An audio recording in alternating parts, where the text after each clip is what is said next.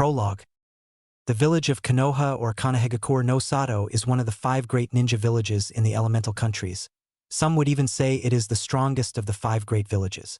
The village has created many great and strong ninjas such as Hashirama and Tobarama Senju, Hiruzen Sarutobi, Tsukumo Hatake, Minato Namikaze, and many others who are legends in the ninja world, and today is a special day for the village as today is the graduation day for the Ninja Academy where new young ninjas will join the ranks. Ninja Academy. It is a bright morning and the sun is shining on the Ninja Academy, which is full of graduates celebrating their success and parents congratulating them for it and encouraging them on for their future. Looking on from a distance is a boy of age 5 looking with an emotionless face at the scene. The boy seems to be a little tall for his age with light tan skin, black spiky hair that spreads out in all directions, sky blue eyes that seem to glow. As for clothes, he is wearing black ninja sandals, combat pants, and a black muscle shirt with fingerless combat gloves and a tanto with a black sheath with a silver hilt strapped to his back just above his hips. The most eye-catching details about the boy, other than his sky blue eyes that seem to glow, is the black ninja hayate wrapped around his left bicep and the distinct red and white fan symbol on the back of his shirt. Why are they even celebrating? Don't they know that more than half of these losers are going to get killed on the field and the rest probably won't make it past 20? The ninja path is not for everyone, especially for some idiots that are doing it for fame and fortune. Idiots, thought the boy as he looked on emotionlessly. Hey, check it out. That's the orphan kid that turned out to be an Uchiha and got adopted into the clan. Man, I can't believe he graduated and he's only 5. He must some prodigy, said one of the random civilians to his friend. Yeah, I heard he is a genius without equal. I mean, the kid graduated in just a year. Seriously, the only other kid that can match up is the clan heir Itachi, who also got graduated this year, replied the other civilian as they continued to gossip amongst themselves, no one noticing the slight flinch the boy had at the mention of adopted. The boy sighed as he closed his eyes. Yeah, I'm an orphan. Flashback 1 year ago. The same boy was lying on the ground, his forehead bleeding as he tried to get up. He glared bloody red daggers at the scene in front of him. In front of him was a middle-aged drunken man, and he was beating up a teenage girl who was also on the ground crying as the man kept on beating her. How do like that, you little slut? When I tell you to do something, you do it, spoke the man as he drunkenly beat up the girl. The boy summoned every ounce of power from his body as he stood up shakily. Hey, you bastard, leave her alone, roared the boy as charged the man but failed as the man kicked him away. You just don't listen, do you, little shit? Looks like I really have to teach you a lesson, said the drunken man as approached the boy and took out a kunai. Let's see if we can make a little adjustment to that annoying face of yours, spoke the man as he brought the kunai to the boy. Stop, cried the girl as she tackled the man away from the boy. The drunken man dropped the kunai as he fell down but got angry at the same time. That's it, now you're going to get it, you little bitch, said the man as he stood up and started to strangle the girl. The girl tried to fight back but couldn't free herself. She continued to try and free herself but slowly stopped as the lack of oxygen caught up and life slowly left her eyes. The boy looked on horrified as the girl he considered his older sister died right in front of him and he couldn't save her. Didn't have the power to protect her, no, thought the boy in despair and rage and stood up as a new power flooded his body and stood up grabbing the kunai on the floor. The drunken man stopped as he looked and realized that the girl was dead. Shit, looks like I'll have to kill the boy. Can't have any witnesses, said the man, but when he turned around he froze as he looked at the deep red menacing eyes of the boy with 3 tomos spinning wildly inside them. Die, you bastard, roared the boy as he appeared in front of the man with surprising speed and stabbed the man right in the throat. Blood sprayed at the boy's face as the man fell down, but the boy didn't stop as kept on stabbing the man repeatedly. Finally, after 5 minutes, the boy stopped stabbing the man but then stopped and threw the knife away and walked slowly towards the dead girl. Tears were falling freely from the boy's eyes as he looked at the dead girl. Nason, I'm sorry. I'm sorry I couldn't protect you. I'm sorry I wasn't strong enough. I'm sorry, said the boy as he held the girl closely to his chest and kept on saying sorry. Flashback end. Then the village police found us in that warehouse, and when they saw me having the Sharingan, they took me to the clan head and other stuff happened, and here I am, thought the boy as looked at his left palm and clenched it. I swear, Nason, I'll never be weak again to protect those I love, silently declared the boy as determination burned in his eyes. Congratulations on graduating, spoke the clan head of the Uchiha clan Fugaku as he approached the boy, and alongside Fugaku was his son Itachi Uchiha with his own headband wrapped around his forehead. Thank you, Fugaku-dano, replied the boy as he nodded towards the clan head. I look forward to seeing your progress, Naruto, said Fugaku as he looked at Naruto with an approving look. Congratulations, Naruto, and I hope we get selected on the same team, spoke Itachi, as smiled slightly towards Naruto. Thanks and congrats to you too, Itachi, and it would be nice to be on a team with someone competent, replied Naruto, as also gave a slight smile as well. Actually, unlike other traditional teams where the Hokage decides who are paired up in a three-man team, your two cases will be different, as I've requested that you two be placed on a team of two, and your sensei will be different members of the Uchiha clan, who will teach you in their area of expertise and any area of the ninja arts where you might be interested in, said Fugaku as he looked at the surprised faces of the young genin and mentally smirked. But why though? Asked Naruto. Simple, you two are the most talented ninja to appear in a long time, and the Uchiha clan needs to rise up again, so that's why I've decided to not waste your time with a mediocre jonin and some weak genin holding you back, so I came up with this plan, replied Fugaku as he turned around and left the two genin alone. Well, that's a surprise, but a good one, and I look forward to working with you, Itachi, Naruto said as he looked towards Itachi. Same here, Naruto. The two genin looked at each other, then raced off towards the clan compound to begin their training as genin. Time skip, October 10th. Damn, today's mission was a close one. I didn't think 2IWA Chunin would attack us, considering the war just ended a little while back, said Naruto as he sat on a porch and drank some orange juice. They were nuke Nin, Naruto, so even if we captured them it wouldn't have mattered, but I'm more surprised with how you killed your opponent with that lighting move. What was it called again? Replied Itachi as drank some tea and sat alongside Naruto and relaxed. Naruto grinned as he held his right index and middle finger and pointed it towards a tree, and sparks of electricity started to gather around his fingers. I call it piercing light. And just as he said that, a beam of electricity shot out from his fingers and pierced the tree easily, leaving a burning hole in the middle. Itachi raised an eyebrow, interested in the move his rival/friend just used. It's pretty useful. Who taught you that? Actually, I made it myself. Since you're doing fire nature manipulation training, I'm doing lightning, and as you can see it's going pretty damn good, but it still doesn't have enough piercing power, so I'm still working on it. But wouldn't it be better if you used it with hand seals? That way it will be easier to control and you can increase its power, Itachi asked, confused. You might be right, but that will make me dependent on hand seals, and that takes time which I can't afford to waste in a battle. But not only that, if I can master jutsu without hand seals, or at least lower it to very small number of hand seals, I can be a lot more efficient in battle, and lastly it will skyrocket my control on the elements if I master using them without hand seals, Naruto replied as his right hand started to get covered in lightning. You're right, but that will take time. But then again, you always choose the most difficult of things, said Itachi, amused at his rival's answer. Naruto smirked. It isn't any fun if it isn't difficult. The two rivals continued to chat together until a wave of complete power and terror washed over them, and just then an almighty roar shook the village as screams were heard all around the village. What was that? Asked Itachi as jumped to the top of the house and saw a sight that made his run cold. In the middle of the village was a gaunt nine-tailed crimson fox destroying everything in its path. Naruto was also shocked at the sight before him, but quickly snapped out of it and looked at his rival. Listen, Itachi, we have to get everyone to safety. You get your family and get them to the safety bunker, and I'll get the civilian Uchiha, because if that thing decides to attack here then we will be dead, so get moving. Itachi nodded and both boys ran towards their targets as fast as possible so they could save as many lives as possible. Later, when boys had gotten their jobs done, and now they were watching from a safe distance away the fight between the Yondaime Hokage and the nine-tailed fox. While the boys only got a few glimpses of the fight, they were awestruck that the Hokage could stop a monster like that. Hey, you two, everyone is ordered to get to the front of the Hokage tower. It looks like it's mandatory, and especially to ninjas, so get moving, said a random ninja as he passed by the boys. I wonder what the big announcement is, and I hope the Yondaime is alright, said Naruto as he started roof jumping to get to his destination. We will find out when we get there, so let's get moving, said Itachi, and both boys increased their speed. In front of Hokage Tower. Almost everyone in the village are gathered around the Hokage Tower, everyone anticipating the news of the Hokage, and everyone were whispering amongst themselves.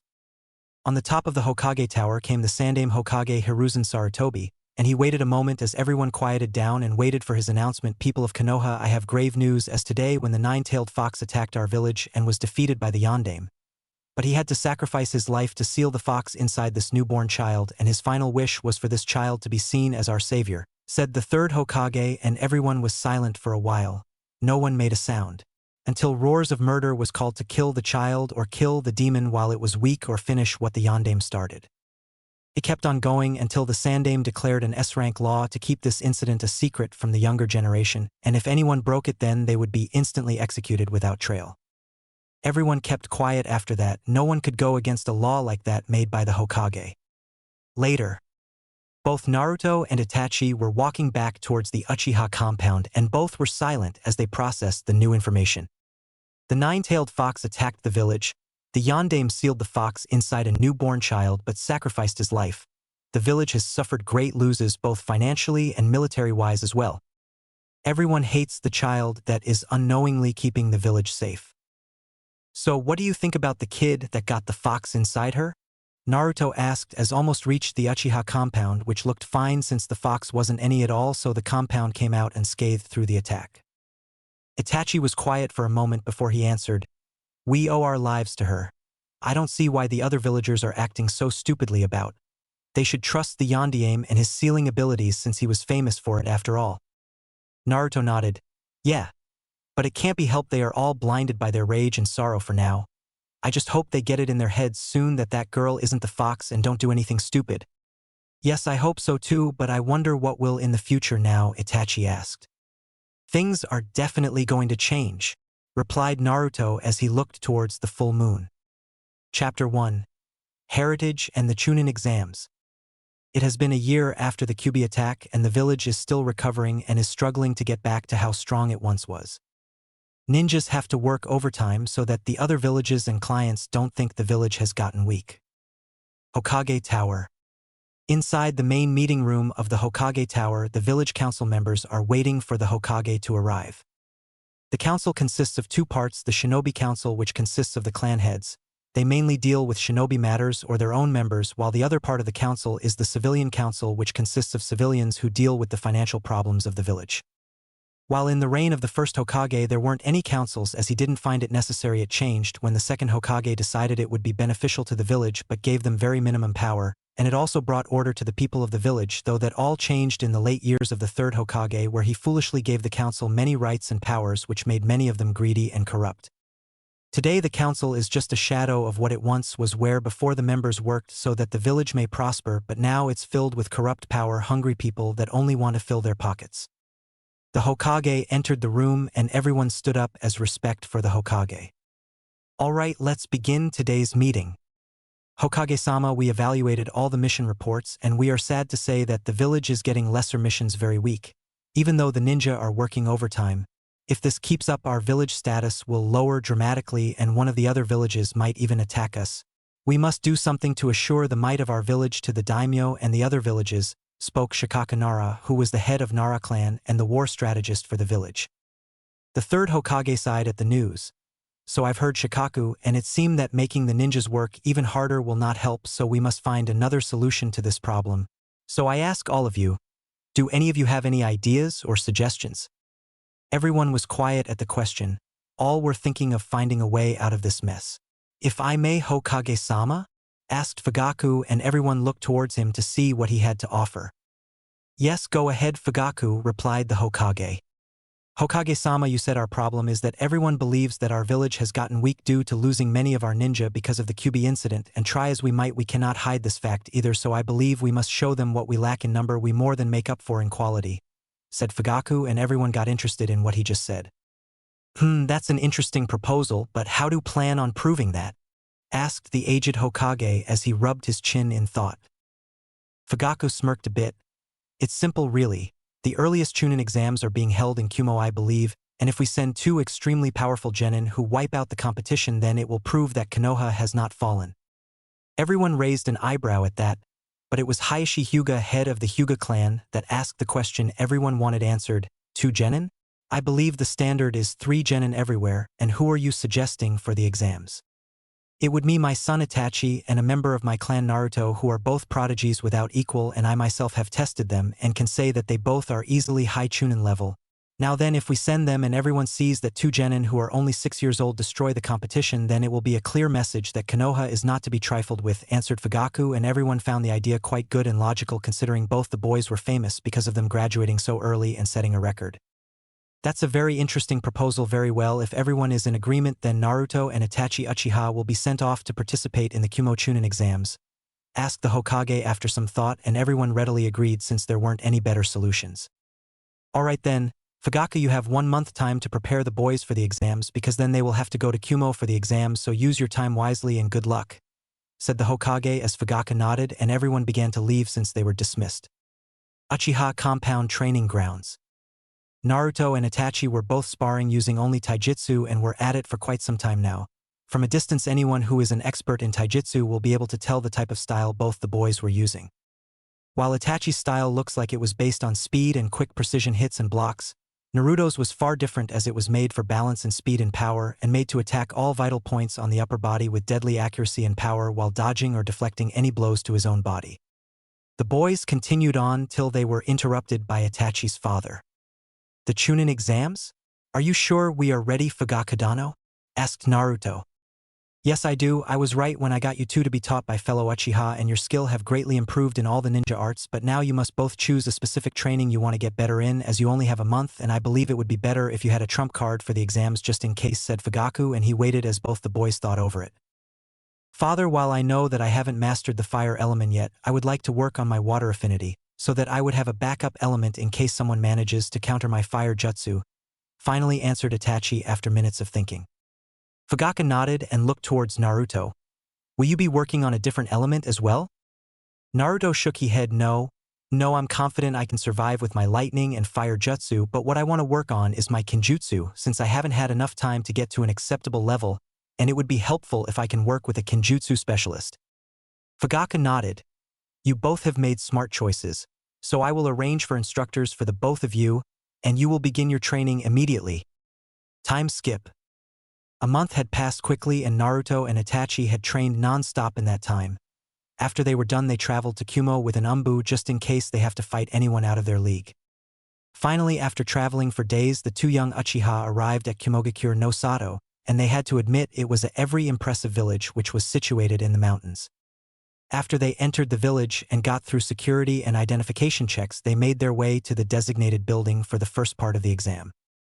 The first part of the exam was extremely easy in their opinion, since it was an information gathering test where they had to steal information containing papers from the other genin and not get caught by any proctors. It was easy considering they could easily pickpocket the weaker teams with help from some genjutsu and they didn't even know it. Then came the second part of the exams, which according to the proctor is a survival exam where the genin teams have to protect the scroll they are given while destroying the scroll of another team while also surviving in the harsh mountain range full of dangerous animals and with having less sources for food and water, which forces the teams to fight over them and having proof of their achievement of survival and destroying another scroll, and should a team get their scroll destroyed or damaged beyond use, then they also would be disqualified. This exam would continue for 5 days, after which the surviving teams will be allowed to continue to the next part of the exam. Alright Itachi, looks like we're going to have to finish off a team as quickly as possible and then disappear to the rest and gather food and water so we can survive, said Naruto as he and Itachi both quickly ran in the forest. Do you have a plan in mind for taking out a team as quickly as possible without as revealing any of our techniques? Asked Itachi. Naruto grinned as he activated his 3 Tomo Sharingan. Don't I always Itachi? Well, let's hear it, asked Itachi, and Naruto began to explain his plan. In another part of the forest was a group of 12-year-old Mizu genin who were jumping along the trees and preparing themselves so that they could attack a team soon. Damn, looks like it's our lucky day, guys. We found those Konoha babies this early, said one of the genin as looked at the clearing in front of them and saw both Naruto and Itachi sitting near the base of a tree. Yeah, let's just destroy that scroll they have and be done with it, replied another genin. The 3 genin made their way towards Naruto and Itachi, who didn't notice their presence till they jumped in front of them. Hey Konoha brats, how about you give us that scroll of yours and we won't hurt you much, said the leader of the 3 genin as he smirked at them. And no way, this is our scroll. "We're not going to give it to you," stammered Naruto as he took out a kunai and stood up shakily. Itachi wasn't faring any better as he tried to stand bravely. The Mizu-genin smirked at the cowering kids. "Listen, we don't want to hurt you, so be good kids and give us the scroll," said the leader as he and his teammates got closer to the Konoha genin, and the leader picked Naruto up by the collar as he glared at him in order to intimidate him but frowned when he saw Naruto smirk. "What's so funny, brat?" asked the leader. "You guys," answered Naruto as he exploded in an explosion of electricity, blowing away the Mizu-genin while giving them first-degree burns and electrocuting them at the same time. The Mizu-genin couldn't think what was happening around them. One second they were about to get themselves a scroll from weak kids, but the next one of them explodes and electrocutes them. Well, look at what we have here, Itachi. A couple of soon-to-be dead men," said Naruto as he came out of the trees with his Sharingan active and a creepy dark smirk on his face that would make any man flinch in fear, and it didn't help matters that he had his tanto unsheathed. "True, but I wonder if they are smart enough and save themselves from that fate," said Itachi. He also came out from atop a tree from the direction opposite of Naruto, and he also had his Sharingan. What? How did you do that?" asked the leader of the genin. Naruto smirked. "Easy, it was my shadow clone lightning explosion. It's a variation of the shadow explosion jutsu with the lightning element added in, and its main purpose is paralysis. Pretty good, huh? It's my own creation, you know." "I don't think telling people who will be dead will do any good, Naruto," Itachi said, and Naruto's smirk turned into a grin. "I guess you have point. Well then, shall we begin?" asked Naruto as he came closer, and the genin began to try to move their bodies, but it was futile. Their bodies just won't respond. All their limbs were numb and they couldn't move their face away from those evil-looking blood-red eyes. Wait. Look, just take our scroll and let us live. We promise we'll never bother you again. Just please let us live," cried the leader, and the other two genin looked like they were about to cry. This was their first Chunin exam, and they thought after going through 9 C-rank missions this would be a breeze. They had never imagined they would have to face someone so dangerous, and it certainly didn't help the fact that they were only 2 6-year-olds, and the dark looks on their faces just made everything worse. Naruto frowned. "All right, but if we see you again."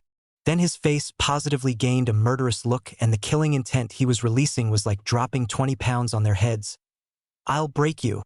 Those words right there made the genin know this was one person you shouldn't mess with under any circumstance, and the look in his eyes practically screamed that there are worse things than just a simple death. The genin had their scroll taken and were left to rot paralyzed in the clearing. "Did you have to scare them so much? They looked like they were about to wet themselves," Itachi asked after they had gotten a safe distance away from the defeated genin. "Fear is a powerful tool, Itachi. If used properly, we can get lots of things done, and I didn't want them wanting revenge because we beat them, and remember that if your scroll gets damaged, you're disqualified," Naruto answered, and Itachi nodded. "One of your life lessons, Naruto?" asked Itachi. "Yeah," Naruto answered after some pause. It was no secret that Naruto did not talk much about his life before he was adopted, and Itachi suspected that something traumatic had happened to him, and then there was also the fact he hated people who abused their power and played with others' lives. There were very few people Naruto spoke to on friendly terms with, and that was him and his mother. To the rest of the world, he was apathetic or neutral. The rest of the exam went by fairly quick. Both the boys steered clear of the other teams and had gathered enough food and water to last them 5 days. Though the only good thing that came out of this exam was the multiple earth, water, and lightning jutsu they were able to copy from the other genin who fought each other. Naruto was excited. He had just gotten multiple jutsu for his repertoire, and he couldn't wait to test them out. The exam soon finished and 6 teams had passed, but since the number was large, it was decided that an elimination round would take place before the final part of the exams, and due to this, only 16 genin participated in the elimination rounds since some genin were too tired to battle and forfeited. The matchups were made many interesting genin. The ones that caught Naruto's attention though were 2 blondes, one boy and the other a girl, and they both looked like they were 10 years old. The blonde boy looked like a typical pretty boy that could pass off as girl, and his long pony-tailed hairstyle didn't help. He was wearing black combat pants, maroon-colored shirt, an IWA headband around his forehead, and 2 open small bags strapped to his belt. The blonde girl was very good-looking for her age.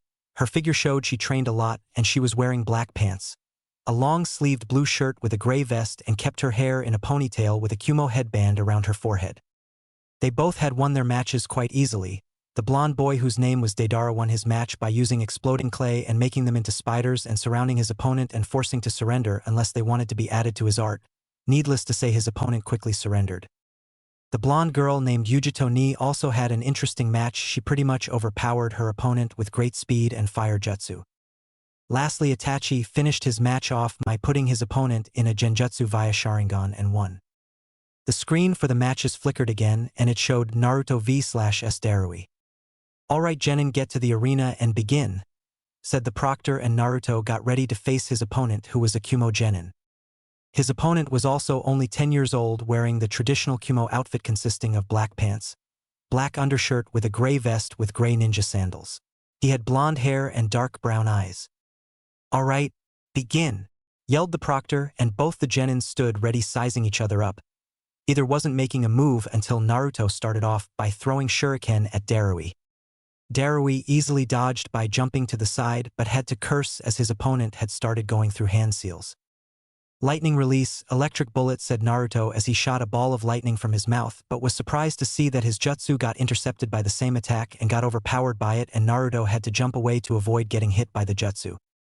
"That's a Kumo jutsu taught to Genin. You copied that in the survival exam, didn't you?" asked Darui as he stood across the arena to Naruto. "Yeso? I'm more surprised my jutsu was overpowered by yours. How is that possible?" Since it was the same jutsu, Naruto asked, confused and a little angry, but hit it well. "Your famous Sharingan may be able to see chakra and copy jutsu, but your body can't copy chakra control. Even if you know the jutsu, it won't matter if your opponent knows the jutsu better than you, and this goes to show your jujitsu isn't perfect, huh?" Darui asked, a little proud of himself. Naruto was surprised he hadn't thought of that. Even if he could copy any jutsu, it would be useless since he won't be able to use it full-powered instantly because of his lack of control. "I have to get my chakra under complete control. It's my power and I'm its master, so it's only logical I master controlling it, and from now on I have to be careful with which jutsu I use because using half-assed jutsu will get me killed," Naruto thought and promised himself. "I see, thank you for making me realize my mistake, and for that I'm going to finish this off fast. And with my own jutsu," Naruto said with a neutral face and unsheathed his tanto, and lightning started to cover the blade. "Don't think it's going to be easy. I plan in winning this too, you know," Darui said as he took out a kunai. "Then let's finish this," Naruto said as he ran forward, and Darui did the same, and as they came within 2 meters of each other, Naruto activated his Sharingan and Darui made the mistake of looking into his eyes, and it was over. Darui's body was completely paralyzed and he couldn't move after seeing those red eyes. "Damn it, Genjutsu," Darui thought, angry at himself for forgetting that fact. Naruto had stopped in front of Darui and had his tanto held close to Darui's neck, and the proctor called the match.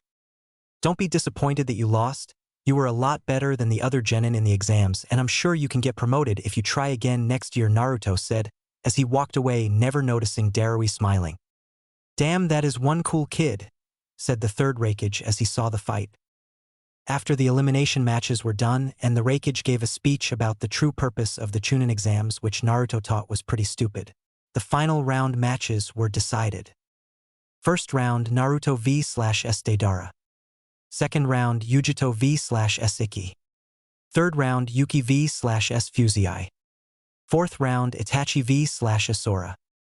And the genin were given 1 month to prepare themselves for the exams which they used to train. The month had passed quickly for Naruto and Itachi, and they both had trained vigorously. While Itachi had worked on improving his taijutsu and genjutsu, Naruto had worked himself to the bone doing chakra control exercises since he had high ANBU captain level chakra and the most potent chakra ever. He had his work cut out for him, but he had succeeded in getting his chakra control to mid-jonin level, and he worked on improving his speed. The day of the final exams came, and the arena was full of spectators, and many important figures had come like the daimyo and the Hokage, Kazekage, and Tsuchikage. The proctor welcomed everyone to the arena and began by listing the matches and finally calling on the fighters' names, which were Naruto and Deidara. Both genin stood across from each other, staring each other down, and Deidara smirked. "Well, now ready to get your ass kicked, little Uchiha?" Deidara asked, trying to rile up Naruto, but it seemed futile since Naruto looked at him with a bored look. "Big talk coming from a girl playing with mud," Naruto said, and internally smirked at the angry look on Deidara's face. "That's it, you little shit, I'm going to murder you for that comment," Deidara exclaimed and shoved his hands in his pouches and took out his detonating bird clay and fired them at Naruto. "Hope you like art, 'cause art is an explosion," Deidara said in joy and a little madness and waited to see his art unfold but was surprised when Naruto moved his arm in a cutting motion and his clay got destroyed midway, but that wasn't possible, Deidara thought, until he saw sparks of electricity in the air. What was that? Deidara asked, surprised and slightly nervous since he was a long-range fighter, and if Naruto found a way to defeat his style then this fight was over. Naruto smirked. That's my latest move, lightning sword slash. And as he said that, lightning gathered around his right hand and moved forward and took the shape of a sword around his hand. Pretty cool, huh? I can control its range and size, making it the best move for destroying your little mud toys before they can reach me, Naruto explained, and while Deidara should have been afraid a little since his opponent could counter him, he was more enraged of the fact that Naruto mocked him and his art, and that was unforgivable in his book. I don't care about your move. You mocked my art, and now I'm going to make you face the consequences, Deidara said, as he started firing off different types of detonating clay animals like spiders, snakes and birds, but they were futile against Naruto as he simply destroyed them before they could reach him. I think it's time I finish this before you can come up with a different plan, Naruto said as he disappeared from Deidara's view, who panicked at not being able to find his opponent, but it was too late as he felt a blade to his neck and saw Naruto holding his tanto to his neck. How did you? Deidara asked, stunned. Easy, the second move I created, which I call Flash Step, which allows me to move at high speeds, and now it's over, Naruto answered with a smirk, and the proctor called the match, making Naruto the victor and the crowd cheered. The next matches weren't as special as Yujito, Itachi, and Fuzii won their matches and the semi-final match began. The proctor began the match and both the genin studied each other before Yujito charged forward and started to throw a barrage of punches and kicks at Naruto, who simply dodged or deflected the attacks, and this kept on going for 5 minutes where try as Yujito might she couldn't hit Naruto, who was stronger, faster, and had way better technique. Naruto was getting bored since Yujito couldn't land any blows on him while he was getting in a few very destructive punches to her upper body, and she WSS slowing down as a sign of her running low on stamina. Naruto finally punched Yujito across the face, which sent her flying 2 meters backward. You should give up since you're outmatched here, Naruto said, and when Yujito saw Naruto's face her blood boiled since his face showed he was bored. Like she wasn't even worth his time, and that made her very angry. The audience were stunned when Yujito was covered in a blue cloak of chakra, and her brown eyes became blue with slits, but Naruto was even more surprised when she disappeared from sight in a burst of speed and appeared in front of him with her fist pulled back and punched him, which sent him flying back. As Naruto quickly rolled on the ground and got back up, he shot forward with Flash Step and tried to fight Yujito, but it was useless since she had incredibly stronger and faster, and he just couldn't keep up even though he tried using Flash Step, and even his Sharingan wasn't helping since his body couldn't react fast enough to stop Yujito's attacks and leave him to perform long-range jutsu. Damn it, there has to be a way for me to turn this fight back around, thought Naruto as he tried to block Yujito's punches and was sent hurtling back by a hook to the jaw. Give up, Yujito said in her two-tailed Biju cloak mode to Naruto, who was bleeding on the ground. Damn, is this my limit? No, even if I lose I'll go down fighting because I'm never to give up, Naruto thought with extreme determination and got back up on his 2 feet and glared at Yujito. Don't you ever dare to tell me to give up, Naruto roared, and his body was flooded with new chakra and his right arm felt like it was burning, and as he pointed his right palm towards Yujito a sky blue-colored chakra chain shot out at her with super speed, and the surprised Yujito couldn't act fast enough to dodge as he chain wrapped tightly around her and her Biju cloak started to disappear. Naruto himself was surprised at what he just did since he thought he was only an Uchiha, but the power he was using right now was an Uzumaki bloodline, and his mind started to wander if one of his parents were Uzumaki while the other Uchiha, but quickly stopped since he had a fight to win and his body hurt as well. Yujito's Biju cloak had disappeared only after a few moments and her chakra was being suppressed. Things couldn't get any worse for her, and just when she was so close to winning. Well, do you surrender? Naruto asked, and Yujito wanted to say no but couldn't since she had lost after getting caught by his chakra chains. After a minute Yujito sighed and forfeited, and Naruto was announced the winner, and the crowd were stunned. Even the Hokage was surprised since he didn't think that Naruto would be part Uzumaki, but it did explain his amazing chakra reserves and stamina. After Itachi's match with Fuzii, it was Naruto vs Itachi, and everyone were waiting impatiently to see the fight between the two prodigies. Itachi looked at Naruto and smiled a little. I almost thought you were going to lose back there. Naruto smirked. I promised, didn't I, that we'd meet at the finals of the exams? Well, you should know by now I always keep my promises. Yes, I suppose I doubt you from now on, but everything aside, I believe we have a match to fight. You're right, we shouldn't let me wait any longer, and with that said Proctor, both boys forfeited. Everyone was stunned beyond belief since it was the most anticipated match of them all and they forfeited. Boos were heard all over the arena due to disappointment. "Silence!" roared the Raikage and everyone quickly shut up. "All right, why did you two forfeit?" the Raikage asked, and even the Hokage wanted to know. "Because we came here to represent Konoha and we don't fight comrades with the intent to kill in Konoha, so we forfeit since we have shown enough of what Konoha ninja are about."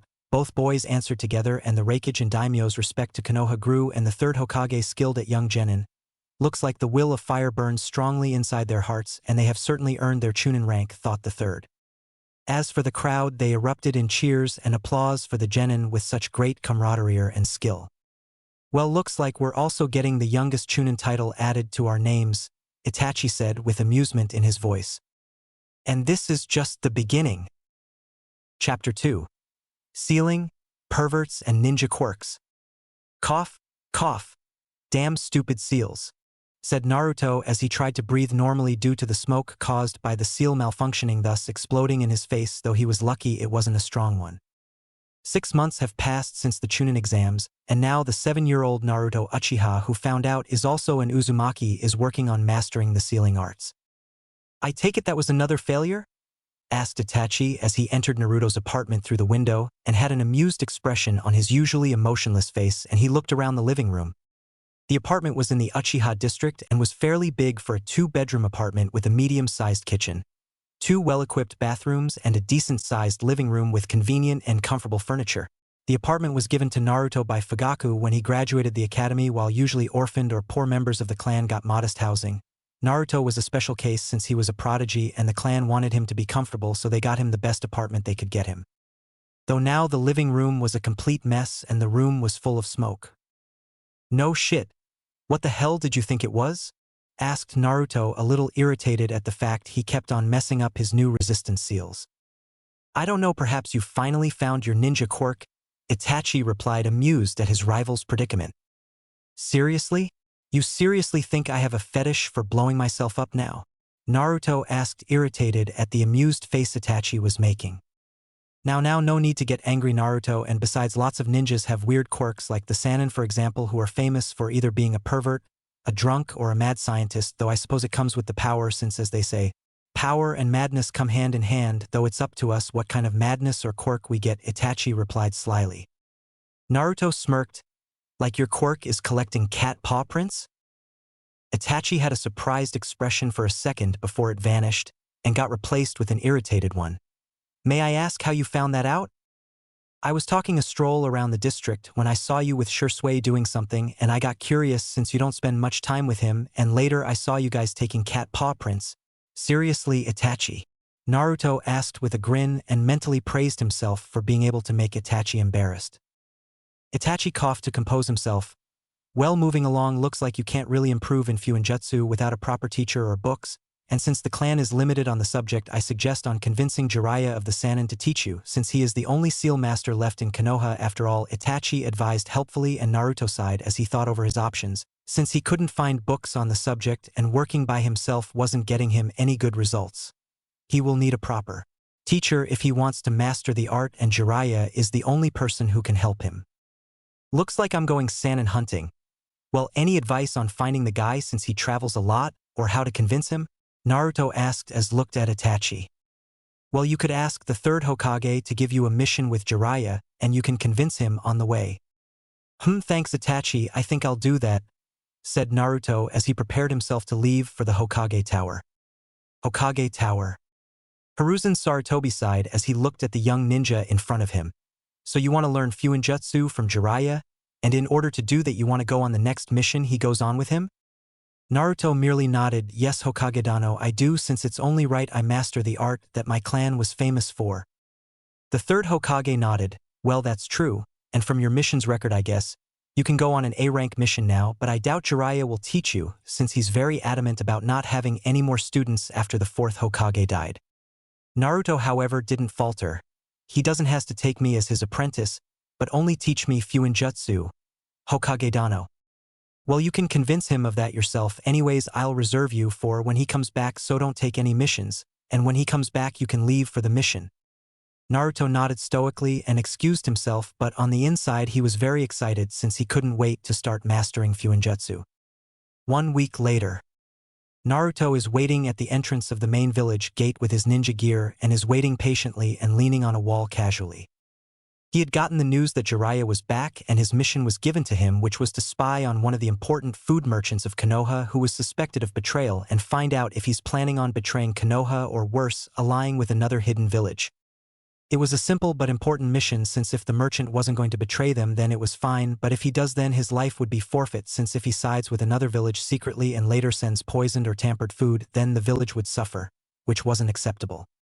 So here he was waiting patiently for one of the Sannin and preparing himself mentally for any situation on the mission and thinking of ways to convince the Sannin to teach him Fuinjutsu. He didn't have to wait longer as an energetic and curious voice interrupted his thoughts. "Well, so you're the kid prodigy I've been hearing about, and looks like we're going to work on the same team, huh?"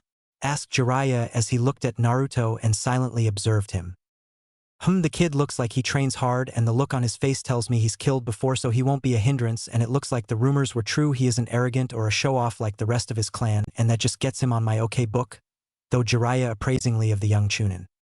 "Hello Jiraiya Dano, it's nice to finally meet you, and yes it looks like we will be working together on this mission, and I hope I can learn a lot from you on this mission," replied Naruto as he nodded towards Jiraiya.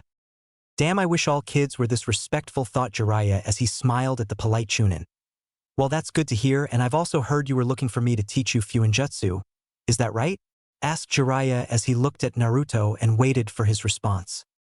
"Yes, that's right Jiraiya Dano, and I'd appreciate it if you would teach me," replied Naruto and waited anxiously for a reply.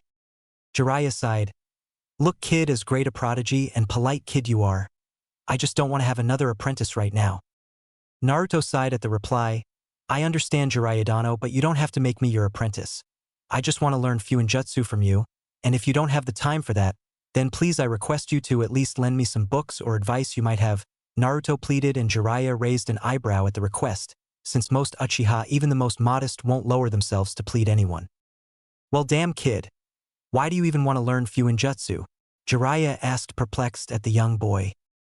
"As you know that Uzushio was destroyed in the Second Great Shinobi War, and so was the Uzumaki clan, and most think that the clan is extinct but they aren't as they live on through me, and that's why I want to learn Fuinjutsu so that I may honor my clan's memory," replied Naruto with passion and determination in his every word, and Jiraiya sighed as he heard the reply. "You seriously know how to convince someone kid, and besides Fuinjutsu was practically created by the Uzumaki clan, so it's only right that an Uzumaki masters it. Plus I'll be even more famous when word gets out I trained another genius," Jiraiya replied sincerely at first but boastingly at the end as he praised himself on his amazing teaching skills. Naruto got relieved and excited at the answer. "So you'll teach me?" "Yeah, I guess so kid, so come on, we got a mission to do, so let's get moving. I'll teach you a few things on the way," replied Jiraiya, and both ninja headed out towards their mission. Later. After 2 days of travel, both ninja found themselves at the designated town in which their target was supposed to have a meeting. "Alright, looks like we made it in good time, so here we're going to be splitting up kid," Jiraiya said, and Naruto got confused. "That's fine, but what are we going to do here?" Naruto asked, and the perverted smirk on Jiraiya's face certainly didn't make him feel good about the answer. "Well, you try to find the target your way, and I'll be finding him by doing a little research around town, and we'll meet after 4 hours in the town square," Jiraiya replied, and sped off towards his destination. Naruto sighed as he looked at the direction Jiraiya was headed towards. "I don't know what he's up to, but I'm curious as to what he's doing, and I might learn something, so I might as well follow him." And so Naruto stealthily followed Jiraiya and later was disappointed to find him going to a brothel and getting laid. This guy is seriously a Sannin? I don't know whether to be disappointed or worried that this guy is going to be teaching me, Naruto thought, and left the area. After Naruto got to the town square, he got himself to the tallest building and looked over the area. Okay, this place is pretty big, but there could only be a handful of places the target could set up a secret meeting, so I should start scouting the area for any enemies or the target himself, Naruto thought, and silently created 12 shadow clones who dashed off in different directions, their orders already mentally given, and raced off to get their job done. After half an hour, Naruto decided to look around the town and explore since his clones can do scouting themselves, and so he walked around the market district in a henge. He kept on walking and looking around in mild interest in all the foreign things, he hadn't seen before but stopped and looked at the direction of a melodious tone coming from a shop and started to walk towards it and came to a sight of an old man playing a musical instrument which he didn't recognize. The old man kept on playing till he finished his tune and then looked at Naruto and smiled. "Well, looks like someone appreciates my music." "Excuse me, sir, and what is that instrument you're playing?" asked Naruto, and the old man grinned. "Well, my young friend, this is a flute and my favorite among all the instruments," replied the old man as he pointed at all the different musical instruments in his store, and Naruto got fascinated as he looked around the store. "Well, by the look on your face, I'd say that you're interested in buying one?" the old man asked and got a simple nodded by the still fascinated Naruto. "Yes, I do, but I don't know which one to learn to play, since they all look very nice," Naruto asked and was confused when the old man put his hand on his shoulder, and when he turned around he was surprised when he saw the old man directing him to a row of different instruments. "Well, I know how to play a little of everything in here, so how about I play each one a little and you decide which one calls out to you," said the old man, and Naruto nodded dumbly, and after a while of the old man playing different instruments, Naruto decided that the flute was the one for him. "Well, that's a pretty good choice since you can play any type of tune, but I want to ask, why do you want to learn how to play an instrument? People would rather listen than play music," asked the old man, and Naruto waited for a few moments to answer the question. "Well, how can I say it? In my village there aren't a lot of musicians, and when I heard you play, the music soothed me, so I want to learn how to play it since it really relaxes me, but strangely it also excites me," answered Naruto, a little confused at his own answer, and the old man nodded sagely. "Yes, well, looks like you found your ninja quirk. Congratulations, by the way," the old man said, and Naruto, for his credit, didn't even flinch. "And what makes you think I'm a ninja, sir?" asked Naruto with a hidden edge and got ready in case the man was an enemy, but the old man simply raised his arm in a surrendering motion. "Relax, young man, I'm no ninja.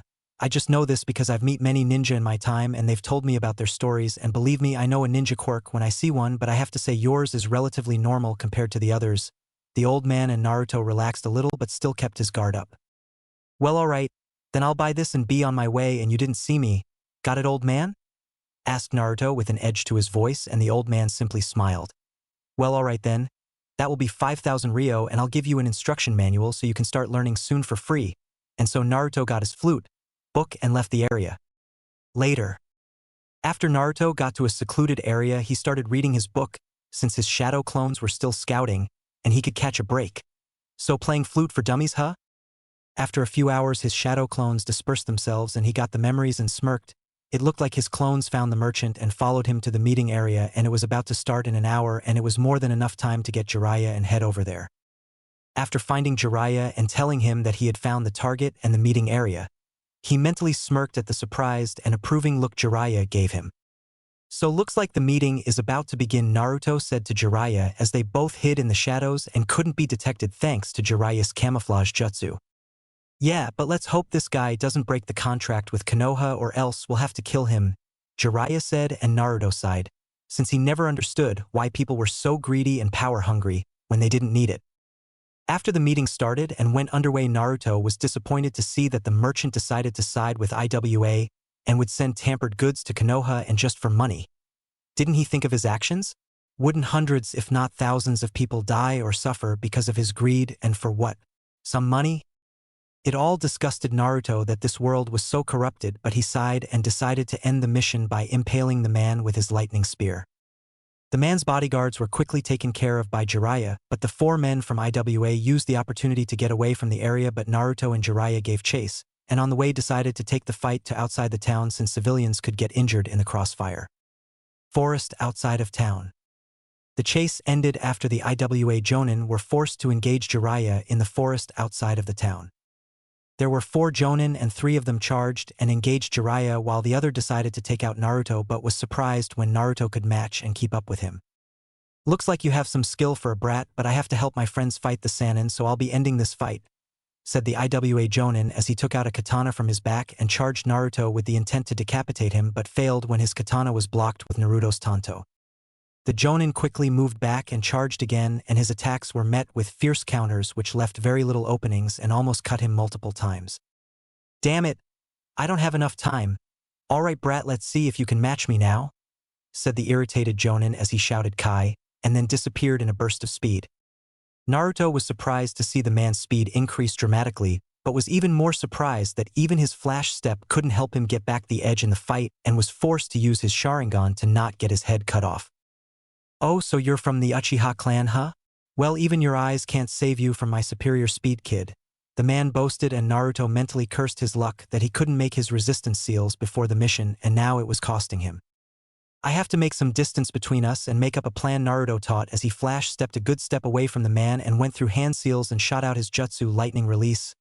Lightning bullet barrage, said Naruto as he fired 7 large lighting bullets from his mouth in different directions so the man couldn't charge from a different angle. It worked as he was able to make a good amount of distance from the Jonin but was distracted from him when he heard a shout of Rasengan and saw that Jiraiya send one of the Jonin hurtling back with a chakra sphere, and with his Sharingan he was able to memorize the jutsu. Never take your eyes off your enemy's fool, said the Jonin as brought his katana in a sideways sweep to cut Naruto's head off. Shit, I have to stop him. Naruto roared in his head and his body moved on autopilot as he ducked and brought his right hand forward, which had an unstable spiraling sphere of chakra, and as he hit the Jonin the man was sent hurtling back, but the damage was nowhere near the one Jiraiya had used. But before the man could counter, a lightning spear tore its way through his chest, thus ending his life. Naruto panted as he tried to calm down and get his nerves under control. Never before had he been near death like this, and it taught him that never to underestimate or keep his mind off his enemy. That was close. Damn it. I have to get stronger, Naruto thought as he clenched his right hand and sheathed his tanto. Damn kid, that was a close save, you alright? Asked Jiraiya as he approached Naruto since he finished off his opponents. Yeah, I'm fine, Naruto said as he slowly calmed down. That's good, but how did you copy my Rasengan? No other Uchiha could do that, Jiraiya asked, surprised since he had seen Naruto perform the jutsu even though it was incomplete. I don't know exactly, but I think since the Sharingan can see chakra and gives photographic memory, it can copy jutsu, and it can do that by copying the hand seals which control the chakra flow and makes it easier to use the jutsu by reducing the chakra control needed. Copying the jutsu also depends on the user's chakra control, so since the Rasengan is a really high-level chakra control jutsu, it makes it difficult for the Sharingan to copy it and makes the user think it can't be copied, when it can be but requires very high chakra control, and since I have it I was able to partially copy it, but that's just my theory on it, and sorry I copied your jutsu. I didn't intend it to, said Naruto as he apologized, and Jiraiya thought about the answer and sighed. Well, that sounds about right. Anyways, I guess I can teach you the jutsu since you have it down halfway already, but promise me you won't teach just anyone else, alright? Asked Jiraiya, and Naruto nodded grateful. He got the permission to learn and use the powerful jutsu. Good, but in exchange for me teaching you that jutsu, you have to help me around with my research around the village since it isn't in the Fuinjutsu field, said Jiraiya with a smirk, and Naruto agreed reluctantly and knew he was going to be in trouble later with some females. Since the mission is complete, we might as well get going, kid, come on, I don't want to waste another second for my research, Jiraiya said with a perverted grin and dashed off towards Konoha, and Naruto shook his head. Man, things are definitely going to get very interesting for me in the future, for me, I just know it. Chapter 3. Ninja Summons, Training, and ANBU. Thank you, thank you, thank you, was heard repeatedly by Naruto as he tried to process the situation he got himself into. Flashback. It has been almost 2 years since Naruto started his Fuinjutsu training with Jiraiya, and now the 9-year-old Naruto Uzumaki Uchiha is waiting anxiously sitting outside the Hokage's office. Naruto heard a come in from inside the office and entered, but was slightly surprised to see Jiraiya and Fugaku with the Hokage in his office. Jiraiya was smirking proudly, and Fugaku also had a small smile of pride on his face, and the Hokage was giving him an approving look. Well, damn kid. Looks like you broke all records with this one. Even I had doubts that you might pass, but you surpassed all expectations, said Jiraiya with a smirk, and Fugaku nodded. Then I asked Naruto, hurriedly waiting for the answer. Naruto Uzumaki Uchiha, I the Hokage, after seeing your test scores, mission records, experience, and the recommendations from several experienced Jonin, have decided to promote you to the rank of Jonin. Congratulations, said the aged Hokage, and smirked at the surprised and happy look on the youngest Jonin's face. Thank you very much, Hokage Dano. I promise to do my best as a ninja of the Hidden Leaf Village, said Naruto with determination and appreciation. Good. I expect nothing less from you, and I look forward to your future exploits. And lastly, since you have now gained the rank of Jonin, you are now allowed to make use of the Jonin training grounds, Jutsu Vault, and you now have the privilege to choose any mission that is below A class, said the Hokage, and smiled slightly at the happy grin on the young boy's face. Congratulations, Naruto. I am proud to say that such a talented young man is a part of my clan, and as a reward for being promoted, I grant you access to the secret Uchiha Jutsu vaults, said Fugaku proudly, and Naruto's grin widened at the prospect of being able to learn new jutsu. Looks like I'm the only one left to give you something for passing so here, said Jiraiya as he gave Naruto a scroll. What is it? Naruto asked, and Jiraiya smirked. That their kid is an Uzumaki sealing scroll I found around my travels. It can only be opened by an Uzumaki, so it's yours now. Naruto nodded thanks to the Sannin and excused himself from the office.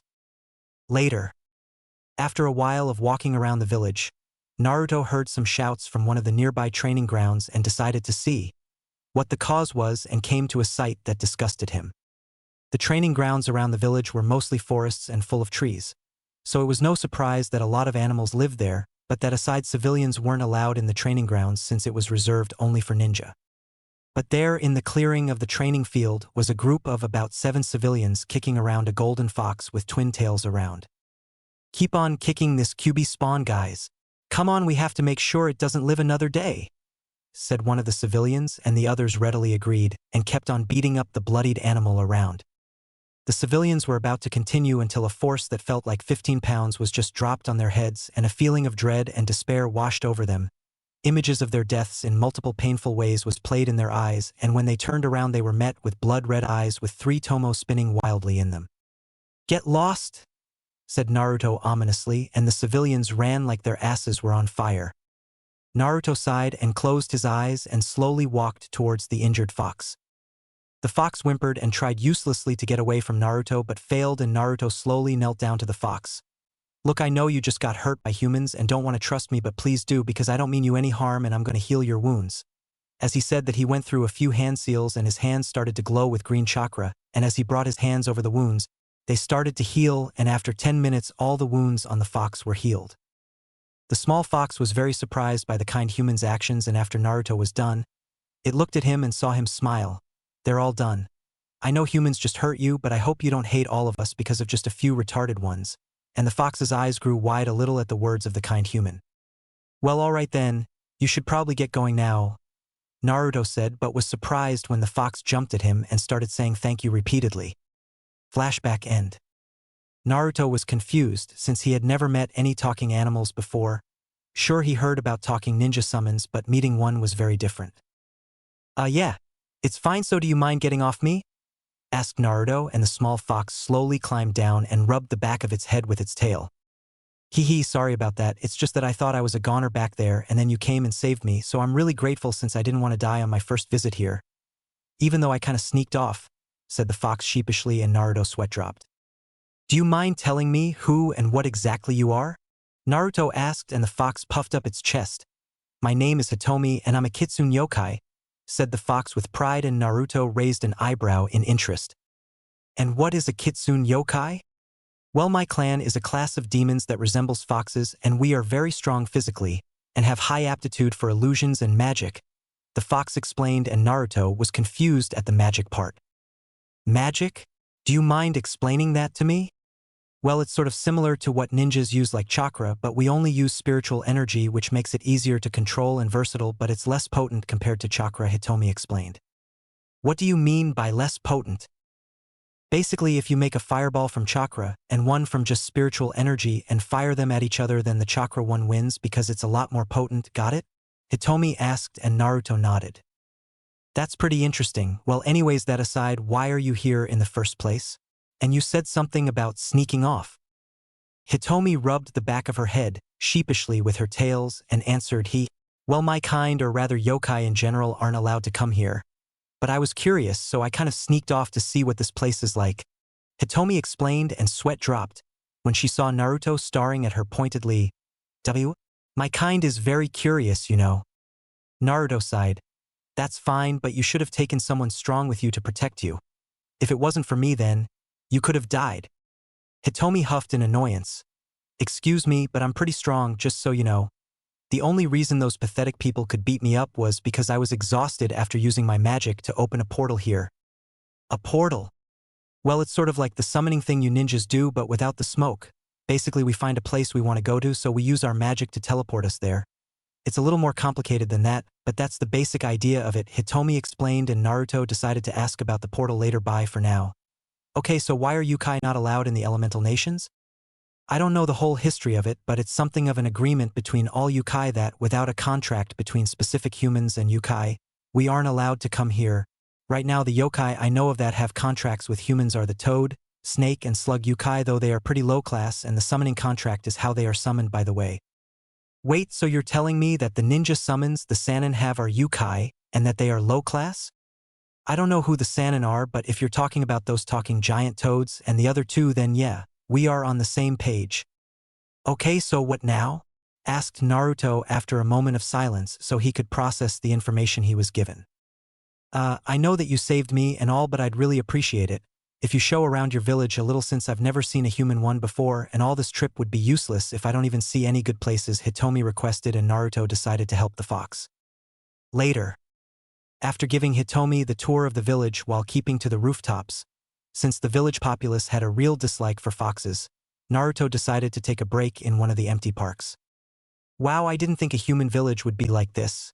It's definitely a lot different than my village, said the happy fox, and Naruto smiled. Well, I'm glad you enjoyed your tour. So now are you going to go home? Naruto asked, and Hitomi fidgeted nervously. I don't mind, but hey Naruto, I was thinking. Well, I really like this place, and I'm sure my clan would like this place too, but we can't come here without a contract, so will you make a summoning contract with my clan? Hitomi asked nervously, and while Naruto was surprised at the offer, he also had doubts and questions about making the summoning contract. While I appreciate the offer, I don't understand that. Why me though, and why even make a contract with a ninja? You do know that we ninjas do many things that are not honorable, and we occasionally have wars or something similar on a smaller scale, so why? Hitomi smirked. It's pretty simple. You see, yokai have made a pact to not have wars between ourselves, but we haven't made any rules about helping humans fight. So by fighting humans or other yokai by proxy, we sate our lust for battle. While yokai have different species and beliefs, one thing we all have in common is the lust for battle, and besides, what did you think the other ninja summons make contracts?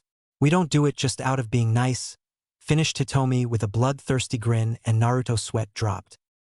Come to think of it, I've never heard of why ninja summons make contracts in the first place, even when they don't have to, so that's why, huh? Guess that's one mystery solved, since it does make sense. Summons are almost always used in large-scale battles.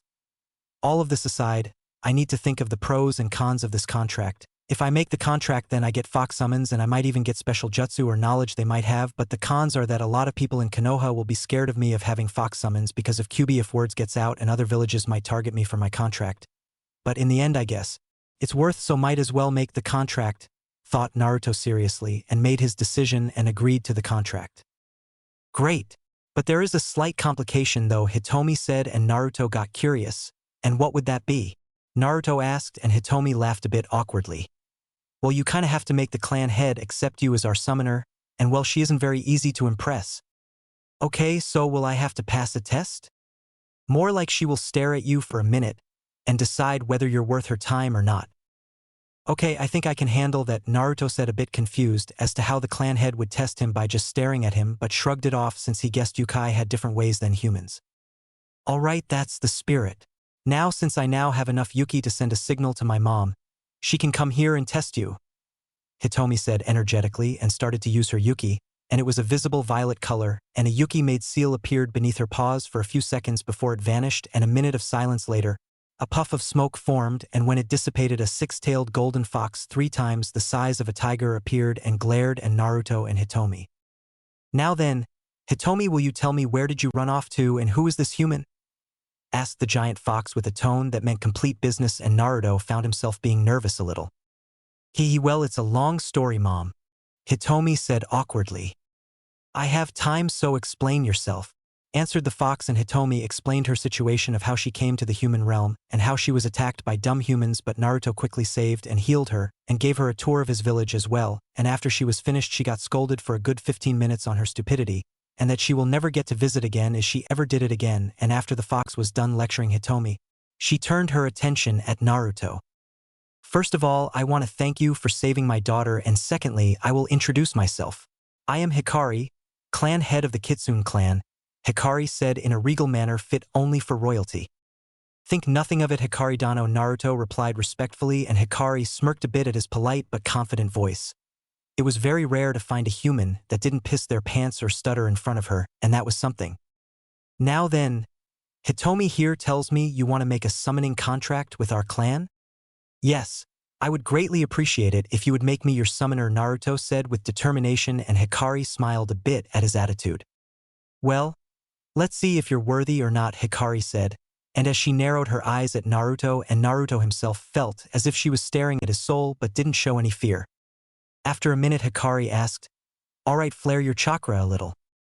Naruto simply nodded and did as he was told, since it was probably part of the test, and as he flared his chakra, a sky blue cloak covered his body in the shape of lightning, just like the Super Saiyan aura in DBZ, though Naruto's is sky blue. Hikari's eyebrows shot up in surprise at the amazingly strong and dense chakra the young boy was flaring. Amazing. I've never seen chakra this dense or strong from a human. Even most strong yokai don't have yuki this strong, and even more amazing fact is that it seems to be growing stronger. This human is definitely special and different from all the rest, thought Hikari calculatingly. Alright, that's enough. I have made my decision. You are acceptable to become our summoner, said Hikari, and Naruto stopped immediately in surprise at the statement. That's it? You don't even know my name, my motives, or the village I'm from, and yet you will accept me as your summoner so easily? Naruto asked in shock, since he couldn't believe his luck or the absurdity of the situation, since first what was just a walk turned into him getting summons. We don't care about your heritage, village, or goals. What we look in a summoner is someone who is a strong person both physically and spiritually and stays loyal to us and gives us the opportunity for battle and prove ourselves. You have proven yourself to be more that worthy. How did you find me to be worthy by just staring at me? Naruto asked, perplexed. Eyes are the windows to the soul, young man, and I saw that you have a very strong one, Hikari said wisely. And I went through your memories, and I have to admit you are a very strong individual, Naruto Uchiha, and you will continue to grow stronger, thought Hikari, and breathed a stream of fire from her mouth. And as the flames disappeared, there at the ground was a large-sized crimson-colored scroll with a blue flame design on it. This is our summoning scroll. Sign your name on it with your blood and make your print on it as well, and you will become our summoner, Hikari said, and Hitomi jumped in joy for Naruto succeeding, and Naruto himself smiled. After he finished writing his name and making his hand print, Hikari checked the scroll and nodded, and the scroll disappeared in a puff of smoke. Very well then, from this day, Naruto Uzumaki Uchiha, you are our summoner and will have our aid. Also, on a side note, I will be summoning you sometime later to our realm, so we can teach you some of our skills and techniques, Hikari said, and Naruto smirked at the prospect of learning new techniques and jutsu. It was one of his favorite things after all. Alright, I knew that you could pass Mom's test and become our summoner. It's great that we finally have a summoner, and a nice and strong one at that, Hitomi exclaimed, and Naruto raised an eyebrow in surprise. Your clan never had a summoner before? No, you will be the first summoner, and I hope you spread the name and might of our clan to all the elemental nations and summon realms, said Hikari, and Naruto nodded with determination. Hey Mom, will it be okay if I be Naruto's regular summon? Please, I promise I won't cause problems for him, begged Hitomi, and Hikari looked at Naruto. Will you accept her as your partner? I may not know her skills or fighting style, but I have a feeling we can get along and be a good team, so yes, Naruto said, and Hitomi jumped and hugged him in joy while Hikari nodded, impressed at Naruto's intelligence. I guess I'm a summoner from today, Naruto said with pride and excitement as he looked at the happy Hitomi jumping around and the smiling Hikari. Later. So let me get this right, not only did you get promoted to Jonin and are now the youngest Jonin in the history of Konoha, but you also got the fox summoning contract on the very same day, deadpanned Itachi as he looked at Naruto, who was calmly sitting on a cushion, drinking some pineapple juice, and nodded. Damn, said Shursui as he looked at Naruto and felt a little envious of the prodigious Uchiha, but felt a little happy as well at the fact that he was from his own clan and wasn't arrogant about it, his success or skill. Shursui was also an Uchiha and was around the same age as Naruto and Itachi. He was a Chunin, same as Itachi, and was also considered a prodigy. Shursui and Itachi were friends first, and later he met Naruto a little after the Chunin exams, and both became good friends after a while, and later the duo of Naruto and Itachi became trio with Shursui with them, and the young boys hung around most of the time whenever they were free. While Naruto and Itachi were friendly rivals, Itachi and Shursui were best friends since they both had a lot in common, since both were pacifists by nature and greatly loved the village and the clan, so they got along pretty well. While Naruto was different since he loved to train, fight, and challenge himself, and only held love for the clan, since he considered all of the clan his family but was neutral to everyone else. So Naruto, any other amazing feats we should know about? Shursui asked after he took a sip from his tea as the three boys were relaxing near a pond in the Uchiha district. And just as Shursui finished his question, a kunai hit the ground a meter away from the boys, and the three prepared themselves for battle, but when they saw the Konoha insignia on the scroll attached to the scroll and the ANBU standing on the tree looking expectantly at them, they relaxed their guard a little. "Might as well see what's inside," said Naruto as he picked up the scroll and read the content inside. "So what is it?" asked Shursui, and Naruto tossed him the scroll. "Does that answer your question?" Naruto asked with sarcasm. Shursui read the scroll and his eyes widened in surprise. "What's so surprising, Shursui?" asked Itachi as he peered from Shursui's shoulder and looked at the scroll himself, and his eyes widened comically in surprise as well. "Naruto Uzumaki Uchiha, you are formally invited to join the elite ANBU Corps of Konohagakure no Sato. You have 72 hours to accept or decline the offer," said the ANBU as he disappeared in a swirl of leaves. "Damn, I'm just full of surprises today, aren't I?" Naruto said with a smirk, and both Itachi and Shursui sweat dropped at that. "Now we can add unpredictable to his personality as well, I suppose," Itachi said with a deadpan. "So are you going to join the ANBU?" Shursui asked. "Why not?" asked Naruto with a smirk. Chapter 4. Demon or Angel? Snow is falling in the village hidden in the leaves. A rare event since it doesn't usually snow in Konoha, and most of the populace of the village are grateful since it's a nice break from the constant heat or humid temperature the village usually has. The forests around and inside the village are completely covered in white from all the snow, and all the trees have lost their leaves due to the season, and even the ninja are grateful since there would be less trouble locating any spies trying to infiltrate the village. All in all, most of the village were happy from the great blessing of snow in their village. Well, except for one specific and special person, who was silently cursing the snow for falling in the damn Fire Nation of all places. A child can be seen walking through the busy and cold streets of Konoha. A little blonde girl, probably the age of 5, but was pretty short and petite for her age. The girl has the most beautiful golden-colored hair tied in a messy twin tails, with a heart-shaped face, ocean blue eyes, and 3 distinct whiskers like marks on her cheeks. As for her clothes, she was wearing worn-out dark blue pants and a red long-sleeved shirt with blue sandals. Pretty light clothing for someone to wear when it was freezing, but looking at the worn-out state of her clothes, it wouldn't take a genius to guess that she probably can't afford anything better. The little girl, despite her clothes and weak state, probably due to having nothing to eat, can still be considered to have an unnatural beauty that no other child could have. Even a royal princess couldn't hope to match up to the little girl's looks, and while many would think that people would want to help such a beautiful little girl or at least sympathize with her, but anywhere she would go, she was met with hateful glares. The little girl sighed as she saw one of the food store owners glare at her. "Looks like I'm going to bed without diner again. Might as well find a warm place to sleep for tonight," said the blonde as she slowly made her way through the crowds. "Good riddance, it's a good thing that demon didn't touch any of my merchandise. Probably would have poisoned all of it," said the merchant when he thought the girl was out of earshot. No one noticed the little girl flinch at the remark due to her enhanced senses and get a little tear-eyed at the insult and started to run to get away from the area as fast as possible. Forest outside of Konoha.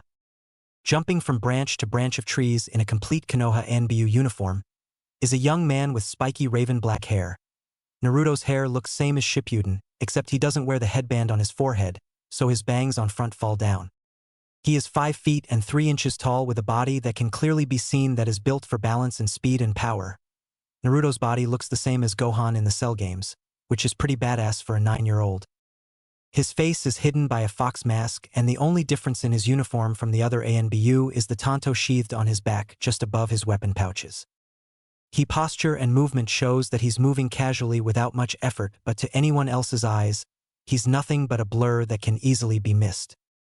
"Alright, I can make it to the Hokage's office by 9 p.m., which is pretty good time, man. I can't wait to eat the feast Makoto Obasan has made.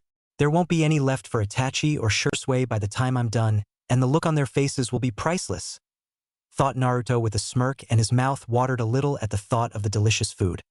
He was going to have a feast for dinner tonight.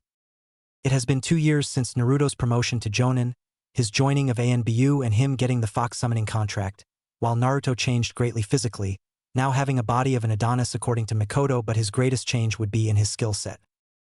After getting promoted to Jonin and joining ANBU, He got access to both the jutsu vaults, and Naruto had to admit that Konoha had an amazing amount of Tai, Nin, Gen and Kenjutsu scrolls available to its elite ninja, but he was disappointed to see that most ninja relied on the jutsu they were taught by their sensei, and very few ever worked an extra mile to learn something new or improve themselves more. He guessed that there was a reason ninja like Minato Namikaze, Tsukumo Hatake, and Hiruzen, Sarutobi, who had no Kekai Genkai, became legends without them.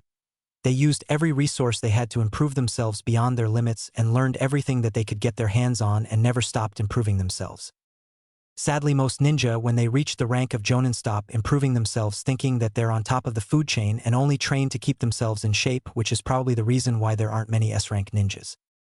Naruto, however, is far different than any ninja.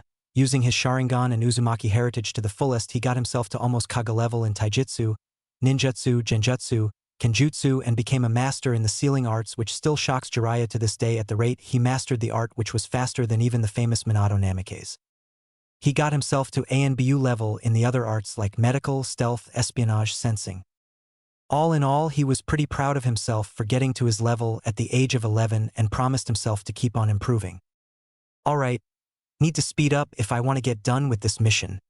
Though I wonder what mission Itachi and Shursui got? Naruto thought about his friends who had also joined the ANBU Corps a year after he joined and were doing pretty good in their missions. After Naruto became ANBU, he had less time to spend with his friends since almost all of his time was spent with either Jiraiya, the Foxes, or training and doing missions with ANBU. But after Itachi and Shursui also joined him, the boys got to spend more time with each other and have fun. There is no better manly bonding than killing enemy ninja together, thought Naruto sagely and slightly with insanity as he thought about all the missions he did with his friends. Being trained to kill at the age of 4 doesn't exactly leave a person normal by any means. Later. Alright, now that my report is given and I'm free, time to get me some food. Though Naruto hungrily as left the Hokage's office after giving his report and getting his payment, he started to jump from rooftop to rooftop. After a few minutes of roof hopping, Naruto suddenly stopped. Wait, is that Yuki? But there aren't any foxes I've summoned and Jiraiya isn't in the village either. Then who could it be? The signature is way too small to notice. I doubt anyone would notice it since most ninja aren't familiar with it and would probably ignore if they sense it, but I should definitely check it out, Naruto thought with a little worry and quickly made his way to the signature's location. Naruto's POV. It was cold. No, it was freezing, and the cardboard box she was sitting inside wasn't helping her any against the damn wind, which was making her feel numb. Why me? Thought Naruto sadly as she thought over her short life. Her life wasn't easy since she was born on the day of the Kyuubi attack and was an orphan. The orphanage she grew up in until recently barely took care of her and always gave her the last and worst of everything, be it clothes or food. It didn't help that the matron of the orphanage didn't like her much and made the other kids stay away from her. Though she thought it could have been worse, at least they didn't beat her up or starve her. Though now she hated the matron since she kicked her out, saying there wasn't enough space in the orphanage for her and she was old enough to take care of herself and let her fend for herself with just the clothes on her back. The villagers or ninjas weren't very nice either, since the civilians hated her and glared at her all the time and called her a demon or monster when they thought she wasn't listening and didn't sell her anything even she had some money, while the ninja were really scared of her and always stayed away from her. Everywhere she went, people would send her scared or hateful looks. Was she really a demon? She didn't remember doing anything bad. Then why did people treat her differently? Any other kid her age she saw were always treated kindly with love, but why not her? Was she different than the others? Naruto shivered as another cold wind hit her body and her arms and legs started to feel completely numb, but she tried to keep herself warm and awake and tried miserably to ignore the hunger she was feeling. Will I always be alone and hated like this? Naruto, though, as tears formed in her eyes and she tried to fight back the tears and sniffled. Normal POV. Following the Yuki signal, Naruto found himself in front of an empty and dirty street. Well, almost empty, since there inside one of the cardboard boxes seemed to be a shivering child of 5 years old, and Naruto decided to see who it was, but he already had an idea as to who it was since no normal human could have Yuki, and there was only one person in the entire village with the ability to have Yuki and be the same age. As Naruto came in front of the little girl and finally saw her, he found himself dumbstruck at the sight in front. In front of him was a little girl with golden blonde hair, ocean blue eyes, a heart-shaped face with whisker marks on her face, and a petite figure with light tan skin. The tears formed in her eyes and the sad expression on her face made his heart melt and made him want to brutally, slowly and painfully torture whoever hurt her before killing them. The girl looked like an angel and her state made him feel depressed, since he was also an orphan without anyone to look after him or help him. What is the Jinchuriki doing here?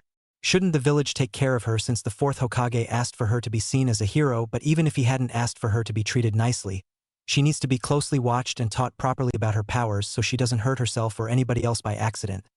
What the hell is the Hokage thinking, and judging by the looks of her clothes and body she hasn't been eating good food or had proper supervision. Looks like me and Itachi were stupid about the people letting go of their hatred for the fox. Seriously, can't they see that they're just hurting an innocent kid? Seriously, they're worse than my own clan, and my clan is freaking cursed with the curse of hatred, thought Naruto with anger and disgust, but decided to hold those thoughts for later and help the girl in front of him. Hey, are you alright? A dumb question, Naruto thought, but was probably the best one to start with, and the little girl finally noticed his presence as she looked up at him and her eyes widened a little. Who are you? Asked the girl nervously, and Naruto internally sighed since any kid would be nervous if an ANBU approached them, but decided to quickly finish this conversation and help the girl as fast as possible. You can call me Fox. I'm an ANBU and I saw you here, so I wanted to ask, what are you doing here and not the orphanage? Naruto asked without his monotone ANBU voice, since it had probably helped the little girl relax a little. Naruto fidgeted a bit before answering, They kicked me out because there wasn't any place for me to stay there, so I've been living by myself. Naruto answered, and Naruto quickly decided that if he couldn't kill that evil matron, then he would at least break her mind with his most horrifying genjutsu. How long have you been living by yourself? A week now, Naruto answered, and saw the fox ANBU stiffen a bit but didn't know why. Naruto for the life of him couldn't understand why he was feeling so angry. Sure, he had seen worse things done, but seeing this little girl suffering in front of him made him almost lose his control, but quickly brought his emotions under control and calmed down. It wouldn't help if he blew his gasket in front of the little girl and scare her. Okay, I have two options here. One is to take her to the Hokage and let him deal with her, or I could take her with me to the Uchiha district and help her myself.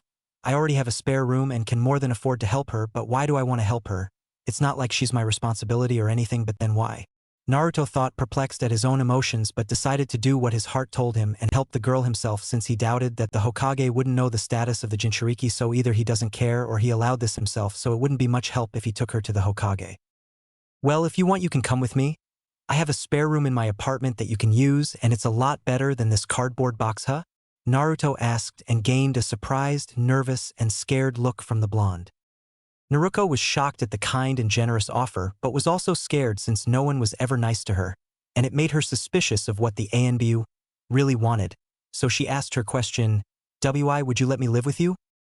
Naruto smiled behind his mask at the girl. Because I see a little girl who needs help and I want to help, so that's why, and besides, isn't it common sense to help someone if you can? Naruto answered, but lied a bit at the end, since there weren't many people in the elemental nations who would freely help anyone just out of the goodness of their heart, but the girl didn't know that yet. Now Naruto was thrown for a loop at the words of the ANBU, since no one had ever helped her before, but maybe this ANBU was different? But I'm not normal. Everyone calls me a demon. Why would you want to help a demon? Naruto asked sadly, but was surprised when she heard the ANBU chuckle. Whoever said that you're a demon should get their eyes checked. Because the girl I see in front of me is definitely an angel, and don't let anyone else tell you otherwise. Naruto's eyes widened at the compliment, and she blushed. Naruto continued to nervously fidget, and Naruto decided to help her calm down and make her decision. How about this? I'll show you my face. Since it's against the rules to show my face to anyone, I'll get in big trouble if you tell anyone who I am. Naruto looked surprised at the ANBU's statement. But why would you do that? Consider this as my show of trust. I'll trust you with my identity, and in turn you can trust me, deal? The ANBU asked, and Naruto thought about it. The ANBU was willing to give her his identity, which was strictly forbidden to her, just to gain her trust, so maybe the ANBU was completely sincere about helping her. So with a little nervousness, Naruto nodded, and the ANBU slowly took off his mask. As the ANBU took off his mask and showed his handsome face, Naruto blushed a bit at his roughish handsome looks, but was greatly surprised at the sincere smile he was giving her, and she felt her heart warm up at the show of positive and warm look he was giving her. I suppose I should introduce myself. I'm Naruto Uchiha, nice to meet you. Naruto was greatly surprised at the name similar to hers, but after a moment quickly introduced herself with a great smile. I'm Naruto Uzumaki. Nice to meet you too.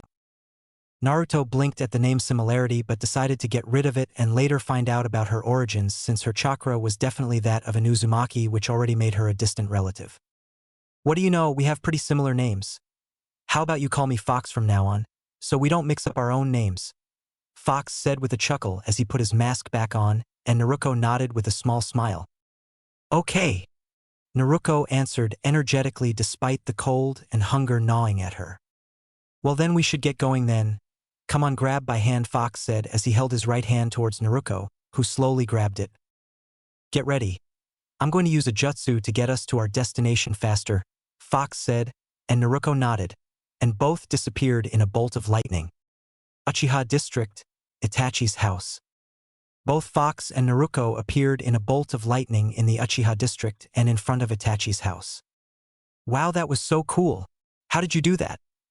Naruto asked with excitement and Fox chuckled. It's a jutsu for fast movement, Fox answered, and Naruto quickly asked if he would teach it to her but was surprised when he agreed to do it later when she was ready. Both Fox and Naruto entered the house and were greeted by Makoto, who was surprised at seeing Naruto, and later after Fox explained the situation in private to her, she smiled warmly at him and told him that ask whenever he needed help. After Fox changed to his normal clothes by activating a seal on his body to switch his gear, Fox and Naruto both went to the dining and saw Itachi and Shursui already waiting for Fox there. What are you guys doing here so early? Fox asked, surprised. You didn't think we were going to let you eat all the food like the last time, were you? Shursui asked, and Fox chuckled awkwardly, and Makoto got them to all settle down and eat since Fugaku and Sasuke weren't going to join them. After Naruto introduced herself to Itachi and Shursui, which surprised both the boys since they knew about her status as Jinchuriki and decided to later ask Naruto about what was she doing with him. After introductions were done, everyone began to eat, but all were left dumbfounded when Naruto ate more than the amount even what Fox usually eats, while Fox chuckled at her eating habits. Well, young man, I hope you haven't taken a mission for tomorrow because we are going shopping, Makoto said sternly to Naruto, who quickly looked at her with fear and asked, "Wait, why do we have to go shopping, Oba-san?" Makoto smiled sweetly, "Since you've taken it upon yourself to help that girl. It's your responsibility now to make sure that all her needs are met, one of which is clothes, and we are going to go tomorrow to get all her clothes since she doesn't seem to have any other clothes." Naruto asked with a nervous smile, "Will it be okay if I just give you my wallet and you buy everything she needs?" Makoto shook her head with a smirk. "Oh no, you're not getting out of this one. We are going shopping tomorrow, and you are coming whether you like it or not," Makoto finished with a threatening tone, and Naruto gulped and sighed, since there was no winning any battles against Itachi's mom. "All right," Naruto said, defeated, but when he saw Naruto talking happily with his friends and smiling a real smile, he found himself smiling as well. It looked like her smile was contagious. "Are you serious about helping her? You will have to answer to the Hokage, and other clan heads may also raise problems for you. Is it worth it?" Makoto asked seriously, and Naruto looked at her with a look of complete determination. "I know, and I don't care. When I first found her in the alley today, I could have ignored her or just given her to the Hokage, but I couldn't. It just didn't feel right, so I've made up my mind I will help her. Doesn't matter who might not want me to or try to stop me. I will help and protect her. And that's my promise of a lifetime," finished Naruto with such passion and determination that Makoto felt that she wasn't listening to an 11-year-old boy but rather the Hokage. Makoto smiled at the young man as he finished. "Then I don't have to worry about anything.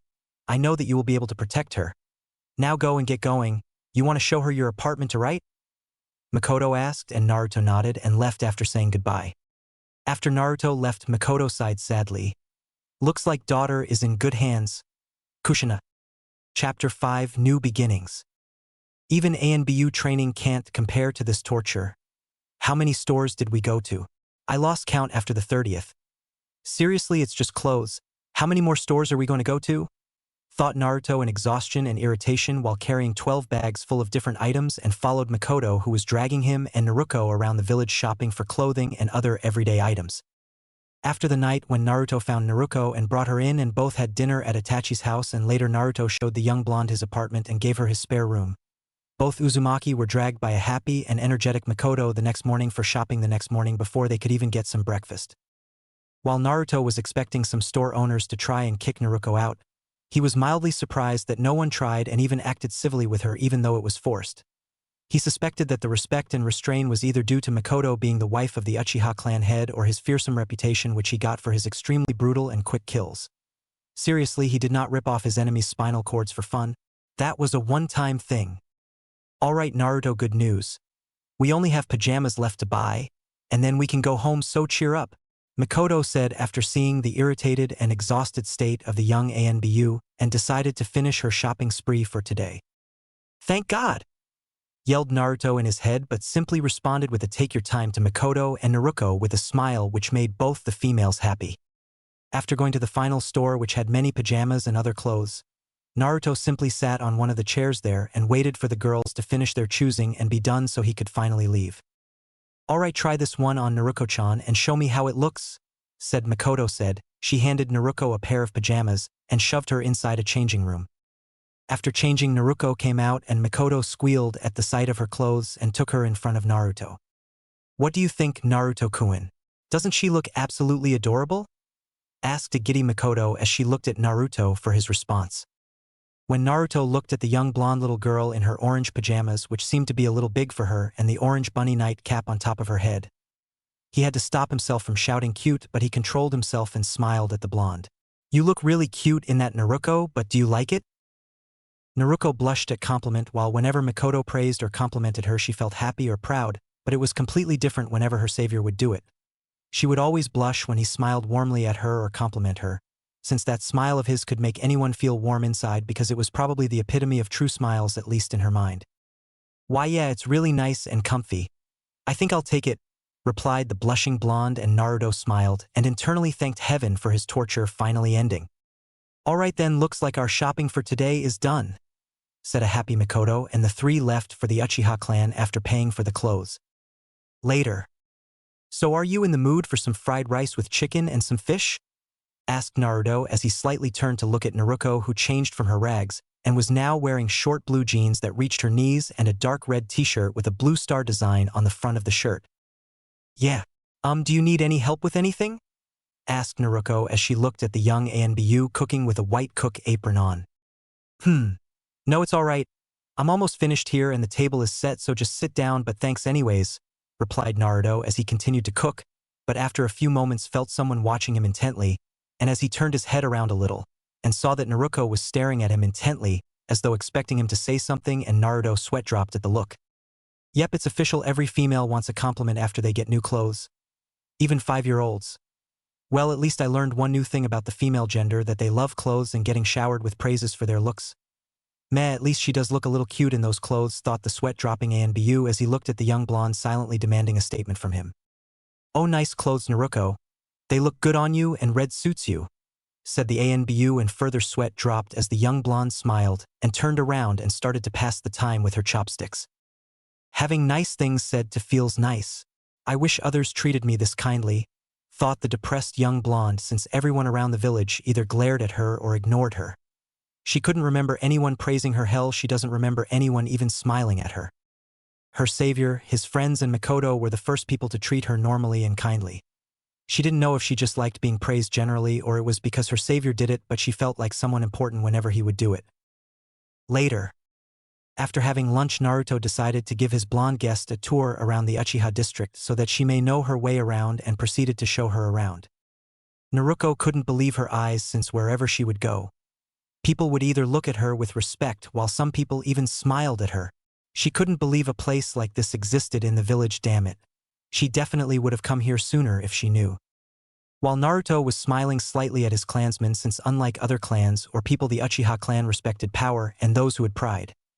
While the young blonde doesn't necessarily have her own power per se, she does have the ability to hold the QB, and that earns her respect among his clan, while others sympathize with her, since they already know the truth and aren't ignorant.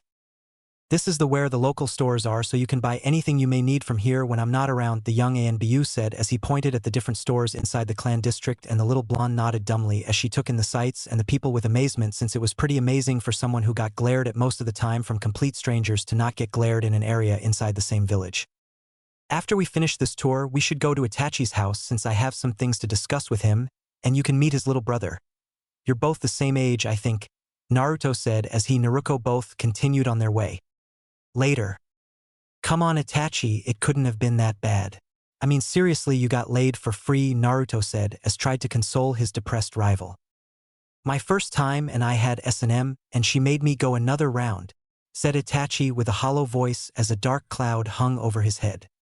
Okay, that might have been a little extreme for your first time, said Naruto awkwardly since he didn't think Itachi would get a sadist for his seduction training. I got a C grade for my performance in seduction training, so I have to take extra classes, but what I don't get is how the hell you got an S grade on your first try in seduction training. You couldn't have done it before since you're more busy than me, said an irritated and confused Itachi since he couldn't fathom the thought of anyone getting the coveted and legendary S grade in the seduction arts which only one person before had gotten and no one could get one on their first try or ever, and having his rival who was a preteen get it was a major blow to a lot of ANBU. Well, I sort of had private lessons from my summons. Well, a lot of lessons in seduction and other kitsune arts, so it was pretty easy, Naruto replied sheepishly since he had lost his virginity some time ago to his summons, well, the summon boss in particular. You are telling me that you had sex with foxes? Asked a slightly disgusted Itachi. They aren't normal foxes, Itachi, they are yokai and they have human forms. Very sexy human forms. Very amazing human forms, Naruto quickly replied before his rival would think something really stupid about his tastes in women but slowed down in the end of his statement. You're drooling, Naruto, Itachi said with a deadpan and internally couldn't believe his rival's luck since Naruto was never easily impressed with anything, and if his fox summons were that good-looking in human form then they must definitely amazing. Oh thanks, Naruto said awkwardly as he wiped the drool from his mouth and pushed away the perverted thoughts about his summons. Jiraiya really is a super pervert if he can corrupt me this much, but then again everyone is perverted. Most just hide it better, thought Naruto about his perverted but strong Fuinjutsu teacher. Well, our personal matters aside, let's see what those two are arguing about, Itachi said as he got up and walked towards Naruto and Sasuke who were arguing loudly in the garden. And I'm telling you that fox is way stronger than your girly-looking brother. Duck, but, Naruto said as she glared at the young Uchiha who was the same age as her. Please, my big brother can kick Naruto's, but all the way to Kumo, you dumb blonde, Sasuke said back as he glared at Naruto.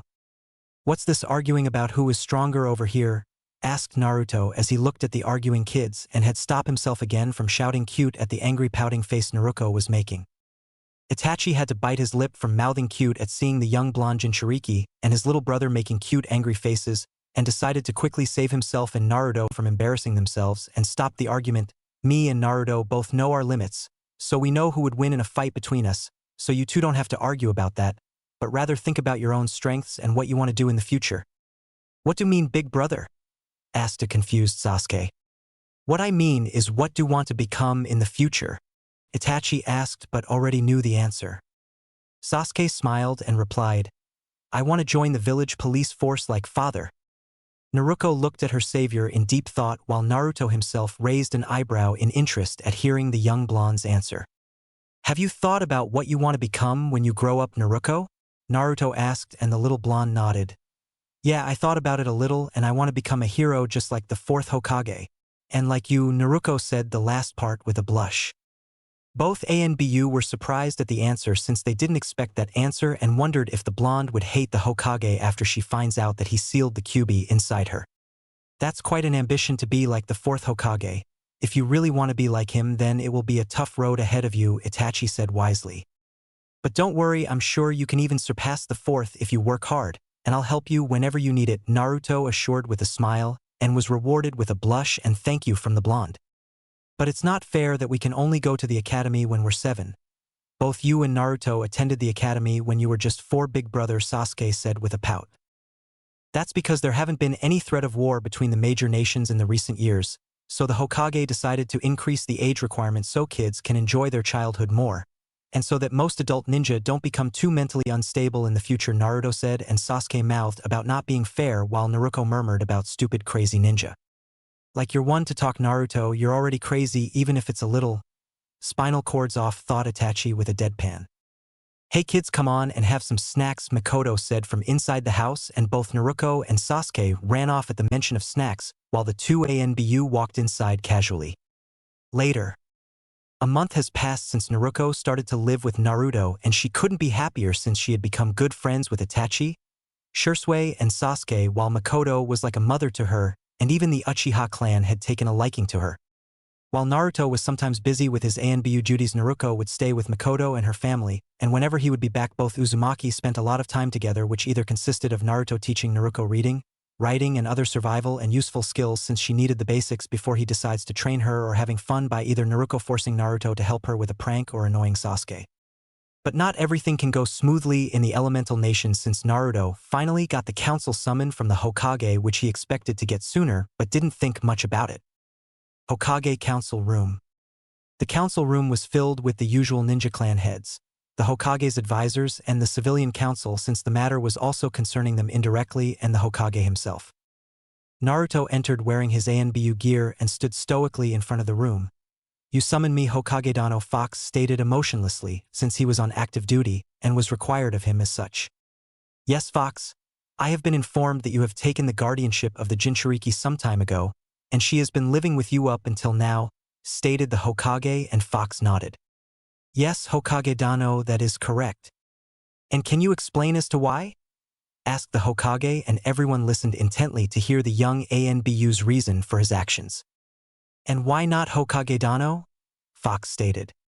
Everyone blinked at the question since they were expecting an answer, not a question. "Pardon? I didn't understand, Fox?" asked a confused Hokage. "My answer is why not, Hokage Dano? The girl was kicked out of the orphanage and was near starvation, so I decided to help her and guide her.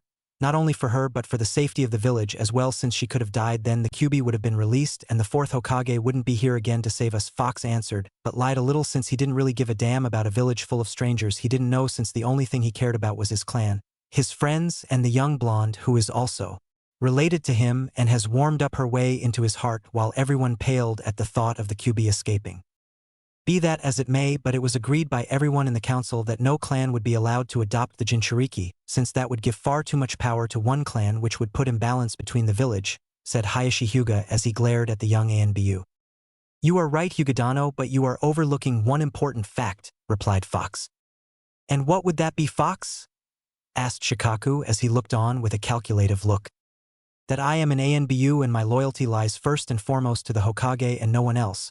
That is the reason why I wear a mask, so that it may show that I have given up my identity and taken up one of a protector of the leaf and the blade of the Hokage," said Fox, and added a tone of great pride to his monotone voice so that it may have the effect he desired on his target. Fox got his desired effect when the Hokage smiled warmly at him. "His will of fire burns stronger the more he grows.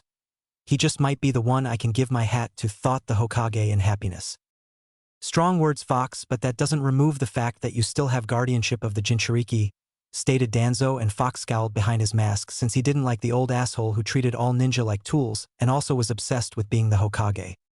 "I am aware of that fact, Danzo Dano, but what the council isn't aware of is that I have taken the guardianship of the Jinchuriki under my ANBU name, thus that means whenever I quit my position I would lose her guardianship," Fox answered, and most were confused at this until they understood that until Danzo solved their confusion. "I see, so the right over Jinchuriki is by proxy still in the Hokage's hands. I see no more reason to continue this council then, since it wouldn't hurt for the Jinchuriki to have a caretaker," Danzo said dismissively, and Fox got a very strong urge rip the man to shreds but kept his cool. "Wait, but what about the Jinchuriki's loyalty?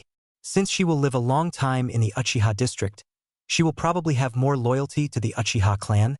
asked Choza Akimichi, who was clan head of the Akimichi clan.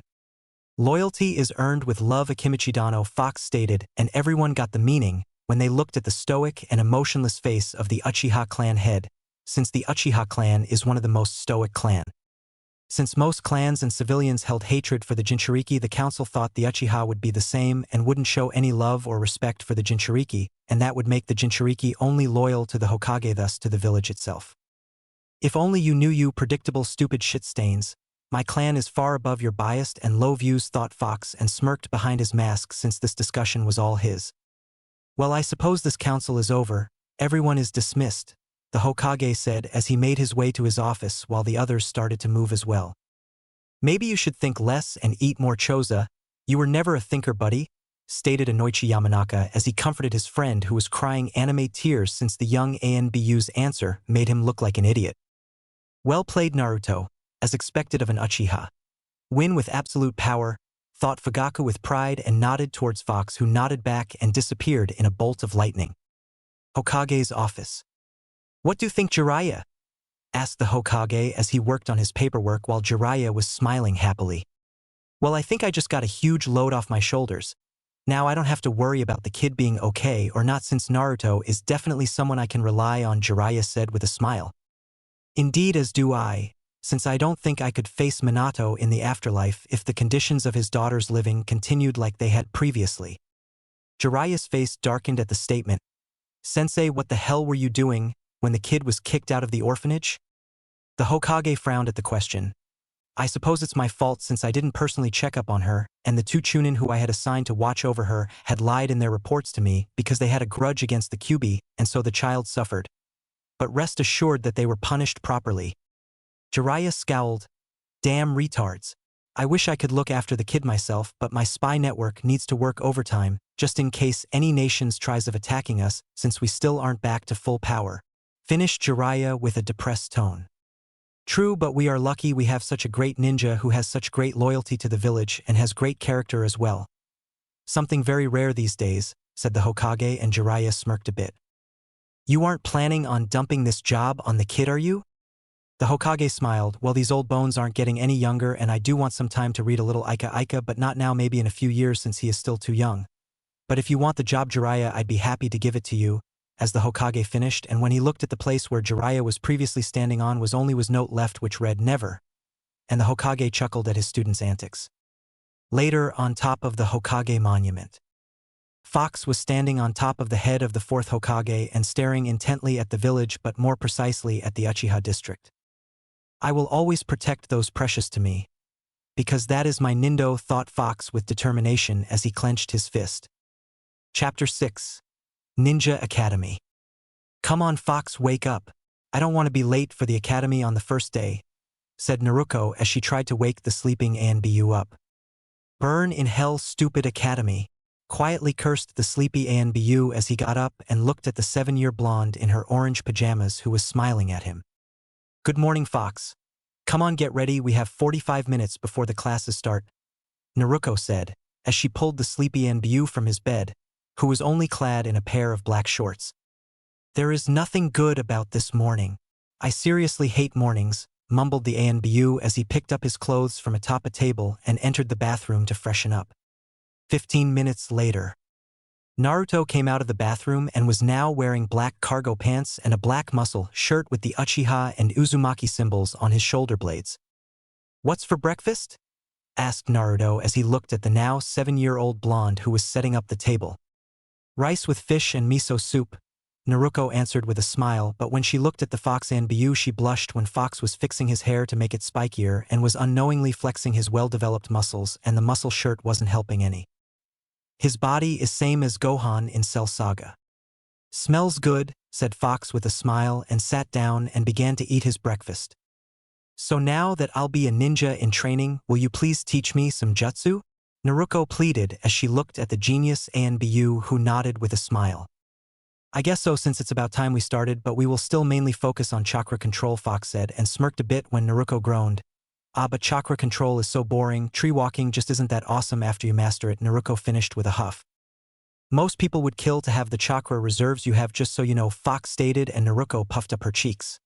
I know, but it's not fair that you have even more chakra than me and you have perfect control. Not everyone can be as awesome as me, you know, Fox said with a smirk and smiled when the young blonde pouted.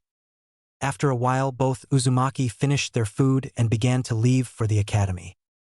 Good choice with your clothes, Fox said, and Naruto smiled in appreciation, since she took quite some time picking her outfit, which consisted of black ninja sandals, black combat shorts that reached her knees, a black t-shirt, and over it she wore a short-sleeved rip-up red hoodie with the Uzumaki clan symbol on the back. Thanks, come on, let's get going, I don't want to be late, Naruto said as she dragged the ANBU with her, and most Uchiha, who saw them, either smirked or raised an eyebrow in amusement at the scene of the young blonde dragging the clan prodigy around. Later. Didn't get enough sleep, huh? Naruto asked as he looked at his rival, who had a slightly irritated and sleepy look on his face. Don't remind me. Would anyone suspect us if we burn the place down tonight? Itachi asked, sounding quite serious since he had to wake up quite early because Sasuke kept on bothering him and he didn't get enough sleep, which was a busy ANBU's best friend, and Naruto chuckled at his friend's anger at being denied sleep. They might not find out it was us, but then Naruto and Sasuke will whine about there not being an academy for months, and I'd rather not deal with that, Naruto said, and Itachi sighed at his predicament since Sasuke would definitely whine about it. So how is your training with Naruto progressing? Itachi asked in interest since his rival had started to teach taijutsu and chakra control to the young blonde a year ago, and he was interested in finding out how much she has learned. It's going good, I guess. She's pretty talented in taijutsu, but her chakra control is going pretty slow, Naruto said with a sigh, and Itachi nodded in understating. I'm guessing it's due to that, Itachi said quietly, and Naruto nodded. She definitely is talented, though I'm looking forward to seeing how good she will be in ninjutsu and fuinjutsu, Naruto said with excitement and anticipation clear in his eyes, and Itachi raised an eyebrow in amusement. Oh, is it because of her reserves and Uzumaki heritage that will make her exceptional in those fields, or is it because they are your favorites? Itachi asked. A little of both, though I still haven't decided on which jutsu to start with her, since the academy can teach her the basic 3. So I won't waste my time with that, Naruto answered and wondered at the same time. Why not teach her your famous flash step? I'm sure she would love the jutsu, Itachi suggested, but got a bad feeling when Naruto smirked slyly. You want me to teach the jutsu that can help her outrun a lot of people, huh? Well, it is a battle-oriented body flicker, and it would be helpful if she knew the technique, Itachi answered in slight confusion. Let me tell you why I don't want her to know that technique just yet, Itachi. Tell me, what can you do if you have the flash step? I can move extremely fast, avoid detection, and kill my enemies faster, Itachi answered the technical ANBU way. Right, that's what we ANBU would use it for, but what will a natural prankster like Naruto do with it? Naruto asked and smirked when he saw Itachi pale a little. She could literally get away with almost any prank, Itachi said, a little horrified since Naruto's pranks were extremely elaborate, and some could even be used by ANBU if you replace the water balloons and other harmless items with pointy and sharp kunai. Sometimes I wish you never created that jutsu, Naruto, Itachi said with exasperation at his rival's genius when it came to creating jutsu. Come on, it helped to save your and Shirsue's asses when we were younger, Naruto said with a smile, and Itachi nodded. Good times, I remember when we used to go for team kills. Those were such good times, Itachi said with nostalgia. You're sounding like an old man already, Itachi, Naruto said with a smirk. With the shit we had to go through as ANBU? And still do. I wouldn't be surprised if we get gray hair when we reach our 20s, Itachi said with a deadpan. Ah, come on, Itachi, you're such a downer. Only you would enjoy being surrounded by dozens of enemy ninja in their territory, Naruto, Itachi said with a shake of his head, and Naruto smirked. The two ANBU's conversation would have continued if not interrupted by the two young ninja in training. Hey big brother, we're off since the academy is about to start, Sasuke said as he approached Itachi and Naruto. See you after the academy, Fox, Naruto said with a smile, and Naruto returned it with his own. Good luck, Naruto, and you too, Sasuke, though I doubt you two would need it, Naruto said, and both the ninja in training smiled in pride at being praised by the genius ANBU. And pay attention in class. I've heard that they have changed the academy curriculum from the time we were there, so there might be new things you two can learn, Itachi said. Both Sasuke and Naruto nodded. We have to get going, so see you two later, and I'll pick you up when the academy finishes, Naruto. After that, the four said their goodbyes and went their own ways. Later. So how was the academy today? Naruto asked as they were walking towards the Uchiha district along with Itachi and Sasuke. Boring. All we learned today was stupid history, and what we will be learning later, and did you know that girls have to learn flowering arranging? Naruto asked in irritation at the low standard of the academy.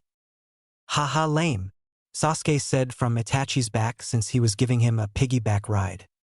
Shut up, Oni-chan lover, Naruto said in irritation since boys didn't have to learn how to arrange flowers and other crappy useless things. What, I'm not an Oni-chan lover, Sasuke shot back in anger and embarrassment. Whatever helps you sleep at night, Oni-chan, or is it your Oni-chan? Naruto asked slyly and smirked when Sasuke fumed at the accusation. And so the young ninja in training continued to bicker with each other while the young ANBU had their own conversation. Looks like the academy's standards have gotten low, Naruto said in disappointment. It can't be helped since it has been somewhat peaceful for quite a while, and I think they also lowered the standards so more civilians can become ninja, Itachi said in slight thought. Naruto snorted like it would help. All they are doing is sending them to a brutal death. The life of a ninja isn't for everyone. Indeed, but it can't be helped since it's not in our power to change that, Itachi agreed. Anyways, I have stuff to buy, so we will see you guys later, Naruto said as he slightly pulled the young blonde with him who was still arguing with Sasuke, and both Uzumaki and Uchiha went their own way. Later. So, did you make any friends today? Naruto while cooking food while Naruto was setting up the table. Well, I wouldn't say friends yet, but I did meet some interesting people today, Naruto answered with a confused expression on her face. Oh? What kind of interesting? Naruto asked in interest. Hey Fox, have you ever met someone named Hinata? Naruto asked as she looked at the Fox ANBU with a concentrated stare. The Fox ANBU himself thought over it for a minute. Hinata. Hinata, I think I know a few girls named Hinata. Which one do you know? He asked curiously. Naruto huffed as she crossed her arms over her chest and looked away with an angry pout. Today in the academy, all the new students got assigned to their classes, and I'm in the same class as Sasuke, but that's not important. When it was break time, everyone went outside and me too, but when I was having my lunch, this pale-eyed weird girl with dark blue hair comes and asks me that what is my relationship with you? Naruto finished, and as she looked at the curious ANBU, who motioned for her to continue. Naruto blushed a bit before she continued. I told her that we are family and we live together, Naruto said and looked at Naruto, who smiled. Well, what did she say after that? He asked, getting interested in where this was going. She glares at me and tells me I'm not worthy or something and to stay away from you, Naruto said with rage fully visible on her cute face and the ANBU side as he remembered who she was talking about. So what did you do? I told her that it wasn't any of her business and that she was weird. After that she just glares at me even more and walks away saying I'm her rival or something. Naruto finished with a huff and looked at Naruto for an explanation. Naruto himself rubbed the back of his neck in amusement. I guess I know who you're talking about. I met her a year ago, well more like I saved her a year ago, Naruto explained. Flashback. Fox fully clad in his ANBU gear side as he silently followed the Kumo ambassador through the shadows. I knew something was up with this treaty, it was too easily made. Good thing I decided to keep an eye on these guys, and I was right again since these guys want the Byakugan, apparently, thought Fox tiredly, since he really didn't like the pathetic attempts of kidnapping from the Kumo ninja. After the Kumo ninja leader kidnapped the Hyuga heiress, they quickly made their way to get out of the village, and Fox followed them since fighting inside the village will not only cause collateral damage but Kumo can also accuse them of attacking their ninja. So when he gets them in the forest where they aren't supposed to be and capture them alive, then it will politically help Konoha when the time comes for Kumo to pay compensation for attempted kidnapping and making a false alliance. Fox's plan went as he wanted, but with a sidetrack of Hinata waking up and panicking seeing the Kumo holding her and her being tied up. Then the Kumo ninja monologue of her giving Kumo the Byakugan and increasing the might of Kumo. The little girl was near hysterics about being taken away from home and used as a slave, but thankfully Fox decided that the time to intervene was perfect and he quickly knocked out the Kumo ninja and saved the heiress. Fox made shadow clones and took the tied-up Kumo ninja back to the village, and he himself picked up and calmed down the crying girl. After they got back to the village, Fox took the little girl back to her clan compound. He also noted that when he refused to show the girl his face, she used her Byakugan to look at his face and blushed when she saw his face. Great, not another admirer, though, Fox with a sigh as he handed the blushing girl to her father and disappeared away in a bolt of lightning, while making a mental note to make seals that would hide his identity from the Byakugan. Flashback end. That's pretty much it, and the Hyuga were very grateful to me too since I saved them from having to give a clan member to Kumo if any of their ninja were killed, which I'm sure would have happened if any Hyuga had found them, Naruto finished and looked at Naruto, who had a thoughtful expression on her face. So you're her hero? I don't see why she would want me to stay away from you because of that, Naruto asked confused. Naruto sighed. It's more like she has a crush on me since I saved her. Naruto frowned at that. I'm not going to let that weirdo get close to you. Who knows what she would do to you? Besides, you deserve someone better. Naruto finished at the end of her statement with a blush. Naruto smirked seeing the blush. And who do you think is good enough for me and Naruto-chan?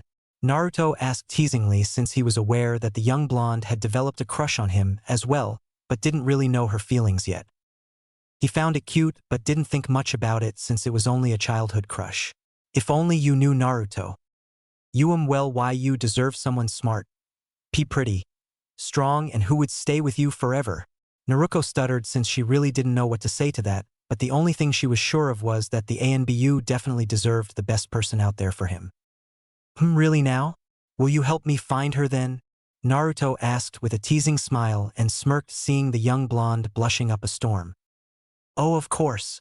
Naruto answered, and Naruto smiled at the cute display and felt happy knowing he had someone who cared deeply for him, and it only strengthened his determination to protect her even more. Later. Fire release. Great fireball jutsu. Naruto said as she fired a fireball the size of a small house at the lake in front of her, and watched as her jutsu soared forward and hit the lake, making a large amount of steam. How? Sasuke asked, amazed with his mouth agape, seeing the giant fireball since it was easily 10 times larger than his own. How do like that, Oni-kan? Naruto asked with a smirk, seeing her rival's face. Sasuke couldn't give a comeback at the jab at his sexuality since he couldn't believe the phenomenon in front of him, since it had been 5 months since the academy started and he had learned his first fire jutsu from his father a month ago and was proud of himself for being able to master it to a degree, but his rival had easily mastered the same jutsu and hers was 10 times larger than his own, and he felt his pride hurt a little at the fact. How did you do that? Sasuke asked, amazed and a little envious. Naruto giggled, Fox taught me how, and before you ask why is my jutsu bigger, well, it's because my jutsu is a little modified than the original, and I added a lot of chakra to make it bigger, answered Naruto, and Sasuke frowned. But I added a lot of chakra too, Sasuke replied. I have a lot more chakra than you, Sasuke. But Sasuke would have continued if Naruto didn't interrupt him. Now Sasuke, don't feel bad. Not everyone can be as awesome as me, Naruto said with a smirk, and both ninja in training continued to argue about their jutsu. A little distance away from them, hidden in the trees, were Naruto and Itachi, and both were smiling, seeing the rivalry forming. Looks like Naruto is picking up a few things from you. I wonder if that's a good thing or bad, Itachi said with a small smile.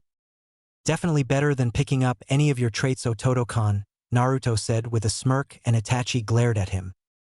I don't sexually like my little brother Naruto, Itachi said seriously, and Naruto mentally patted himself on the back again for annoying Itachi.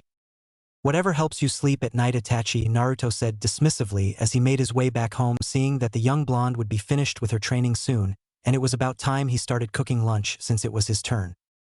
Sometimes you are very annoying, Naruto, Itachi said, irritated at the fact that his rival could annoy him so easily. The rivals would have continued on their way if Shursui in his ANBU gear didn't body flicker near them. Hey guys, there is a clan meeting in an hour, and you both need to attend, Shursui said seriously, and both Naruto and Itachi understood by his tone that it was something important. Wonder what it's about? Naruto wondered. Chapter 7: Decisions, Loyalties, and Conclusion. Good, now that everyone is here we can begin, said Fugaku seriously as he looked at everyone in the room. This must be pretty serious if we're using the secret meeting room and all the elders, Jonin, and important figures of the clan are here, Naruto thought with a frown, since he couldn't think of any important matter that might have needed the meeting. Now then, I believe this matter can't be ignored any longer, so let us start, said one of the elders of the clan. Fugaku nodded, yes, but first, since not all the members are completely aware of the situation, we should begin from the beginning. True, as everyone knows, ever since the founding of the village by the Uchiha and Senju clan, there has always been tension between our clan and the village. This over time has barely decreased, even though the Senju have almost died out. There is still unresolved tension which is due to the students of the Senju, explained another elder with slight pause as he looked at everyone to see that they understand. Naruto frowned and asked, by the students of the Senju you mean the third Hokage and the council elders? Fugaku nodded at his question. Yes, even though the Senju are almost extinct, their students live and follow their orders faithfully. One of which is keeping a close eye on our clan. You mean the third Hokage and his advisors? But why would they keep an eye on our clan? Our clan works tirelessly in the village police and keeps the peace, asked one of the Jonin in the clan. That's true, and while the Hokage is neutral to us like he is to the other clans, the same can't be said about his advisors since they are the students of the second Hokage who had a very strong dislike for our clan, said the first elder. Naruto thought over the information he was given. The third Hokage was the student of the first and second Hokage, and had learned everything from them including their ideals, while his advisors were the students of the second who wasn't as forgiving or kind as the first. So I'm guessing before the second passed away he either warned his students or gave them an order about our clan, and now they are causing some sort of problem for us. Naruto said his theory and was given small smiles of pride. From the elders. Very sharp of you to figure it out. Yes, ideals and beliefs usually always pass on from a teacher to a student in the ninja world, and it is the same for the second and his students. Sadly, his beliefs were that our clan is nothing more than a bunch of stealing and backstabbing people, and his students believe the same and are weary of us, explained an elder as she looked at Naruto with pride. But why are they so cautious of us? We haven't done anything wrong? Asked one of the Jonin. They fear that we may overthrow them from their power, and according to their sensei we will bring war to the entire elemental nations should we gain political power, explained another elder. One of the Jonin snorted like they have been real peacekeepers. The Hokage will backstab any nation if it can get Konoha stronger, and that Danzo, well, don't me started on that guy. He has no pride, honor or power and trains mindless drones to do his dirty work and protect Konoha. The Jonin finished with the emphasis on the protect word, since only very few high-tier ninja knew what Danzo actually did was to further his own ambitions. Naruto frowned slightly at what the elder said. Stealing? True, while our Sharingan can copy jutsu and people may call it stealing, but I don't see why anyone would care about stealing from someone who wants to kill them, and no one from Konoha has the right to call us thieves, since after all 85% of all the jutsu including the Tai, Nin, Gen and Kenjutsu of the village jutsu vault was made by our clan, who copied them from hundreds of different enemies, and yet very few even use them since the clan ninja rely mostly on their clan techniques while the normal ninja mainly use what is passed on to them. Truly a waste, and the council wonders why so many ninja die from our village. Naruto finished, and most of his clansmen were either puffing their chest in pride in case of the Jonin, while the elders simply smiled slightly. Yes, well, the arrogance and ignorance of the council and regular ninja aside, we must get to the main topic of this meeting, said one elder as he looked at Fugaku, who nodded. You all have been summoned to discuss something very serious in regards to our clan, seeing as how there is very little chance of an Uchiha gaining political power due to the interference of the Hokage and elders, and the way that this village is headed with its arrogance of being the strongest village.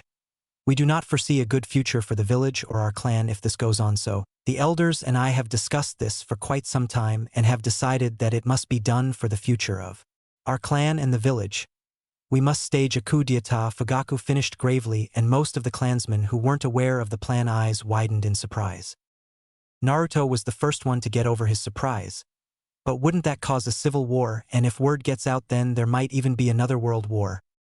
Fugaku nodded in agreement. While I agree that the chances of that happening are high, but that would happen if there is a civil war, we have come up with a well-devised plan to quickly take out all the leaders that may oppose us or take command of the ninja against us, and when we take them down then the populace will follow our command, since there won't be anyone to follow, thus no chance of a civil war happening. So it's just our clan versus the entire ninja population of the village? Naruto asked, a little worried since he and his friends could take care of themselves, but the same couldn't be said about his clansmen against thousands of ninjas. Fugaku nodded grimly. Yes, it would seem that way because the Hyuga would love to do nothing better than dispose of our clan and become the strongest clan of Konoha. The Inuzuka don't trust us much, while the Nara and Aburame are too afraid to do anything, and the Akimichi are too stupid without the Nara and Yamanaka to be useful. But nonetheless, even with these odds our clan will succeed because there is a reason why our clan is called the strongest clan of Konoha, Fugaku explained, and Naruto sighed in annoyance and understanding that every clan were looking to become number one, and should the Uchiha fall then it will give the other clans a lot more prestige and power, which was more than enough good reason for them to not interfere and let things play out without risking their own ninja. Murmurs rang out as the Jonin quietly discussed the information, and Naruto looked at Itachi and Shursui, who both had expressionless faces on. I wonder what they think about this. Though if we plan this right and with me and them we could pull this off. Naruto, though, as he himself processed the information. Fugaku coughed lightly to get everyone's attention. Now then, in order to carry out our mission we will need time, information and perfect coordination between us so that we may succeed, and as for the information, we have Itachi and Shursui acting as our spies in the ANBU ranks so that we may know how to handle the ANBU in their patrols. Naruto raised an eyebrow in surprise at the statement, since he didn't know about it and that he wasn't chosen to do it. Seeing his surprised look, Fugaku decided to clear his confusion. While you are as skilled as both of them, Naruto, we needed someone from the clan to take on many missions so the Hokage doesn't suspect that any of our ninja are slacking off. With you doing extra and more dangerous missions outside the nation, Itachi and Shursui get the easier and less time-consuming ones so that they can spy for us. Fugaku finished, and Naruto nodded at the explanation, since it did make sense since he was more battle-oriented and preferred it rather than spying, and since he was stronger than them it made it easier for him. Alright, let us start off with the duties each of you will have. Fugaka started, and everyone paid attention as to what job they will get since they didn't want to screw up on something so important. Later. Report, said the Hokage seriously as he looked at the two young ANBU in front of him. The Uchiha clan have decided to stage a coup d'etat and it will commence in 10 months' time, said Itachi emotionlessly, and in a monotone voice as he kneeled in front of the Hokage in his full ANBU gear and with sure sway beside him. The Hokage sighed and rubbed his forehead to ease some stress from the bad news he is given. While he didn't really have any contempt for the Uchiha since the clan was one of the founders of the village and had contributed a lot to it, like the jutsus or maintaining the internal security and peace, and he knew that some of them could make a great difference in the village, but his childhood friends and rival thought otherwise. The second Hokage wasn't a fan of the Uchiha clan, and that was putting it extremely mildly since he really hated and feared the clan because almost all of them had a great and dangerous potential in them, and that was the Sharingan, which if ever further evolved would make them nearly invincible. The main reason he feared the clan was because of Madara Uchiha, since if it weren't for the first Hokage and his Mokutan Jutsu, then there wouldn't have been anyone that could have stopped Madara from completely wiping out the Senju clan, and the thought of anyone getting the same eyes and power frightened him greatly, so he had ordered his students to watch over the clan and keep them in line. And his students did a great job of doing that by secretly stopping the Uchiha from gaining any political power and placing most of the members in the police force so that they may not get a lot of field experience and get the chance of awakening their Manjikyu. How disappointing.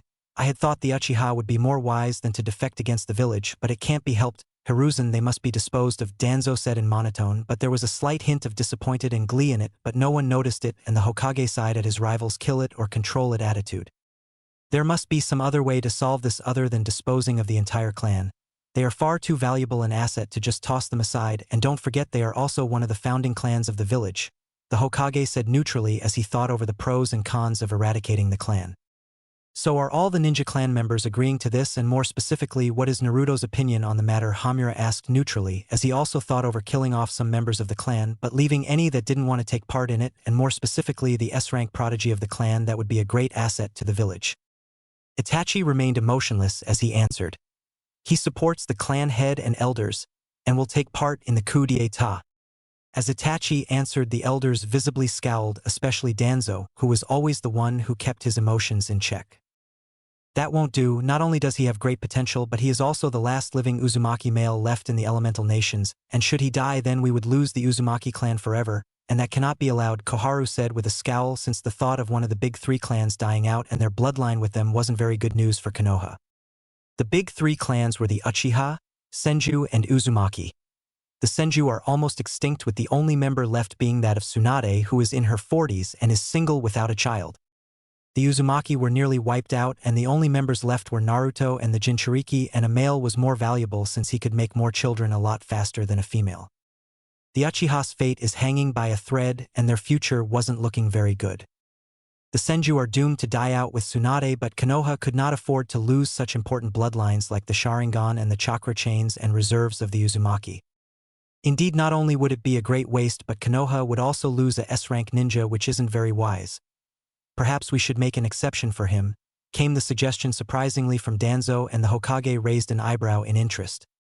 And what do you have in mind, Danzo? The Hokage asked neutrally as he looked at his rival. Danzo paused as he thought over his words. Killing off a few members will simply not do, since they would suspect us and there would be great tension between us and the clan. Not only that, but they might even leave the village, which they can do to the law made by the daimyo. We will lose the Sharingan regardless if we spare a few just so they could repopulate again. And the worst part is that other nations may try desperate attempts at kidnapping any survivors later, since there will be a few left, which will make them even more invaluable. My suggestion is that we dispose of the entire clan but only leave Naruto, as he has both the Uchiha and Uzumaki bloodlines in him, and he will be the one that will restore both the clans into a new one which will be stronger than its predecessors with both the Sharingan and the amazing chakra of the Uzumaki. Truly a clan to feared will be born who will be loyal to Konoha, and if we work this right, the boy won't suspect us at all. We will still have his loyalty. Danzo finished his suggestion, and the Hokage was once again reminded why Danzo was his rival. While he may not be able to beat him in combat, his mind was his most dangerous asset. Hamura nodded in agreement. True, Danzo, and the boy is even more important. His Sharingan is stronger than any of his clansmen, and he has perfect control of his chakra chains and is a seal master. He is by far the perfect person to restrain the Jinchuriki should she lose control. Even more better is that he might not even need it since according to the reports I've read she is smitten by him. Hamura finished and Koharu nodded in agreement while the Hokage got a sense of déjà vu with Naruko's parents since her mother and father's situation was very eerily similar since Minato was a prodigy, and was the only one able to stop Kushina with his sealing should she had ever lost control while she was also smitten by him. Then I believe my point is further strengthened by this. The clan must be disposed of while Naruto is spared. It is by far the best solution to our problem, Danzo said while Hamura and Koharu nodded. While this conversation was going on, both Itachi and Shursui felt extremely guilty of betraying their clan. They truly loved their clan, but they loved the village more and felt more loyal to it, and while the coup d'etat plan was a very good one, it still had chances of failing, and not only that, but they would have to kill a lot of people in order to take over the village, which will leave a lot of scars on the ninja populace, which in the end may later have led up to a civil war, so they really couldn't afford to side with their clan since war wasn't something they wanted to happen, and if it meant for their clan to perish then they would carry it out. Kill 100 to save thousands was what both the ANBU kept telling themselves and were brought out of their thoughts by the order the Hokage gave them. Itachi and Shursui, it would seem it cannot be avoided. In order for the village to prosper and the peace to continue, your clan must be disposed of. Your orders are as follows. You both will kill off all of your clan at a designated time given while there would be no one around so that you may carry it out perfectly, and after you are done you both must become nuke ninja so that no suspicion may fall on the leaf. You will be given any orders after you defect by Jiraiya, the Hokage finished. Solemnly since he didn't want it to go ahead this way, but it was by far the best method and he would take it if it meant the prosperity of the Leaf Village. Hokage-sama, we understand, but what about Naruto? Shursui asked as he barely kept his voice in monotone since even the thought of what he was going to do was sickening him, but he had to do it. He told himself because thousands will die if a war broke out and it didn't matter if it was civil or world. We have plenty of time till the coup d'etat, so until then we can come up with a perfect timing so that you may carry out your mission, and I will send off Naruto on a mission outside the village so that he doesn't interfere, Hokage said, and he almost sounded apologetic. We understand, Shursui said lowly. Hokage-sama, I have a request, Itachi suddenly said, and the Hokage and elders raised eyebrows in interest since Itachi never really asked or complained about anything.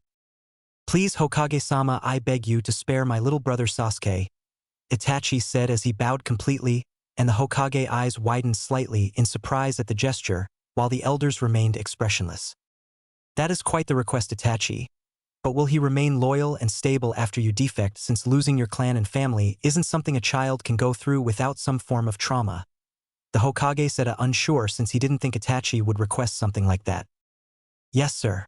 He will still have Naruto, and I firmly believe that Naruto can keep him from being consumed by darkness, Itachi replied, and the Hokage sighed as he thought over the pros and cons of sparing the boy. After a few antagonizing moments of silence, the Hokage finally replied, Very well, Itachi, your little brother will be spared. Itachi internally sighed a breath of relief since he knew he wouldn't be able to kill his little brother and hoped that Naruto would look after his brother. Are your orders understood? The Hokage asked seriously after a few moments, and both ANBU responded with silent nods. Later. What's gotten you in such a good mood?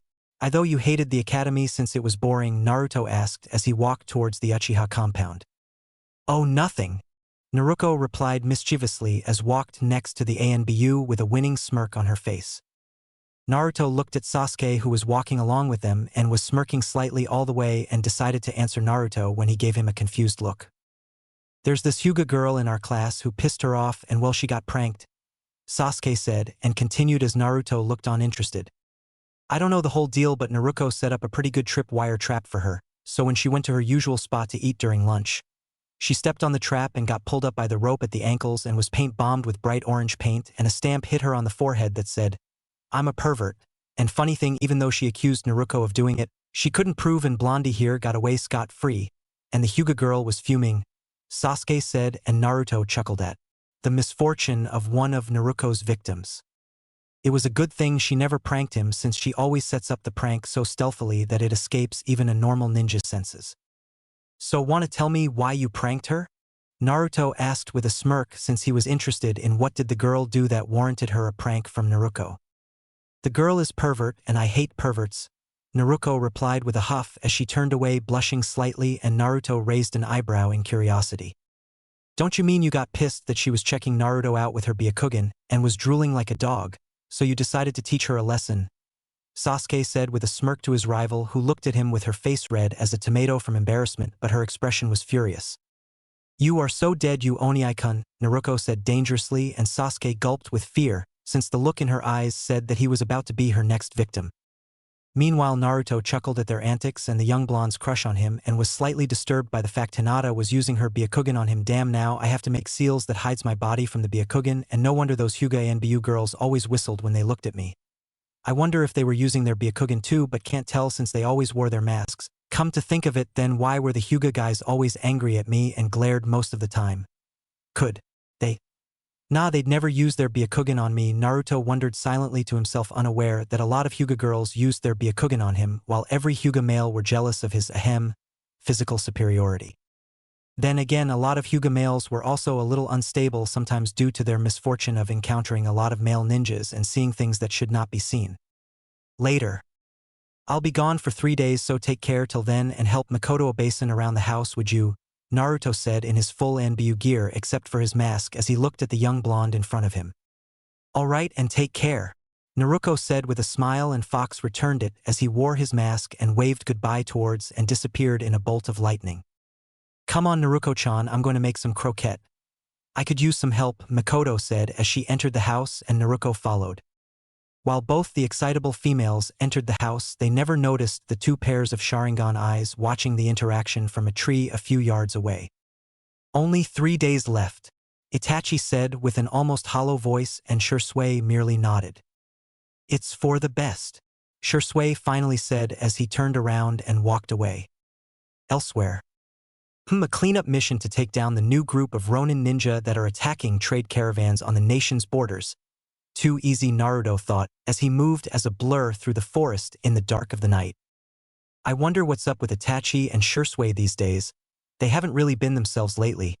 Could be they're just feeling broody, but I feel like something is definitely wrong, but what? The ANBU thought as continued to ponder about his friend's strange behavior the past months. I'll see if I can help those 2 brooders if they're in any trouble, Naruto thought with a sigh as continued on to his destination in a bored manner, since the mission would probably won't be a challenge just like the usual ones. Later.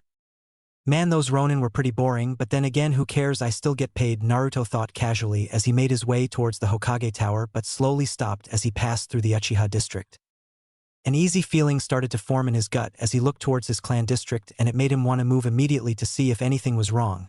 Maybe I should check the place out before giving my report. It couldn't hurt to see if everything is fine, Naruto thought as he made his way to his clan district. Uchiha Clan District. The ANBU made his way to the district roof, hopping and landed on one of the 1-story houses that were in the beginning of the district. He froze as he smelt something he was far too familiar with: blood. Naruto, though, in alert as he jumped off the house and looked at the door of the house. He couldn't hear anything from the entire district even when he enhanced his senses, and the uneasy feeling in his gut started to turn into dread as he used his sensory skills to check the entire district for anyone in danger or living. He cursed his senses and greatly hoped he was mistaken. Naruto activated his Sharingan behind his mask as he opened the house's door, and wasn't surprised to find that the door was unlocked. The ANBU mentally prepared himself as he entered the house and saw a family of 4 dead with their blood painting the floor a deep red. The ANBU had seen death countless times and even killed countless times, and it never bothered him that much since it was a fact of life that people die and it's either kill or be killed, but the sight of the people in front of him, my people, my clansmen, it really pained him to see the faces of the innocent civilian clansmen dead. His blood-red Sharingan eyes started to spin wildly as they memorized each and every detail of the sight in front of him. The ANBU really wanted to believe this was a really good Jinjutsu, but his mind wouldn't accept it. The ANBU slowly knelt down and touched the corpse of a small boy, probably 4 years old, dead with his eyes half-lidded. The ANBU closed his eyelids and saw the other Uchiha. 2 parents and 1 daughter, all dead, their eyes empty of life and their bodies bloody. The ANBU noted that they all were killed the same way. It was a kill with a Tanto and ANBU weapon, he noted as he closed their eyelids, and also noted it was a quick kill, the one ANBU used, so the target is taken down as quick as possible. Naruto was slightly happy that at least the family didn't suffer, and they probably didn't even notice they were stabbed before they lost their lives, but his emotions were quickly replaced by a burning rage that was steadily increasing. I need to find out who did this, Naruto thought as he made his way through the district, and his rage increased, and so did new emotions started to form inside him. Fear, despair, sorrow and self-loathing started to bubble inside his being as walked through the district and saw the dead bodies of his clansmen everywhere he walked. Naruto started to berate himself for not being in the district to protect his clansmen or overseeing any attack on his clan, but he couldn't think of anyone who might be this capable to kill off his clan without alerting the village. These are definitely Kage-level ninja at the very least in stealth, but who? And more importantly, why? He thought since if the village had found out about the coup, then the place would be a complete war zone, which it isn't. There are only 2 living chakra signatures in the district, and they are near, and they should be the only ones to know what happened, Naruto thought as he ran towards the 2 very familiar chakra signatures. Glad you made it on time, Naruto, Itachi said emotionlessly with his face blank and his Sharingan active as he stared at Naruto. Itachi. Shursui, what the hell happened here? And what the hell are you two doing just standing there? At least make clones to help someone survive, Naruto said as he stared at his rival and his best friend. He got a very bad feeling as he saw the blank look on their faces as though they lost the ability to feel emotion. There aren't any survivors, and there won't be any since we made sure that everyone is dead, Shursui said as he looked at Naruto with his Sharingan also active. Shock formed on Naruto's face, but it was replaced by pure rage as he glared at the 2 Uchiha in front of him. You're telling me that you two did this? Kill off our entire clan? Naruto slowly asked with his voice devoid of any emotion, and Itachi knew that they would have to choose their next words carefully. Yes, Itachi replied as he stared blankly at his rival. Why? Naruto asked, but it came out as a whisper, but Itachi heard it nonetheless. Because we wanted to test our power to see just how far up we stand, Itachi replied, and Shursui nodded. There was a moment of silence as the 2 killers stared at their former friend who hadn't moved a single muscle. Itachi noticed that teardrops were falling from his rival's chin, indicating he was crying, but they couldn't see his face since it was hidden by his ANBU mask. You're kidding, right? Do you seriously expect me to believe that you two killed off the entire clan just so that you can test your power?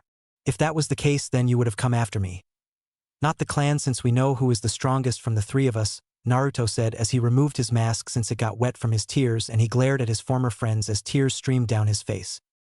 Itachi and Shursui cursed their luck and Naruto since they were counting on the fact that he would be too emotionally compromised to think rationally and believe everything they would say. They had to work fast if they wanted to get their goal complete. So tell me the truth. Why did you do it? Roared Naruto.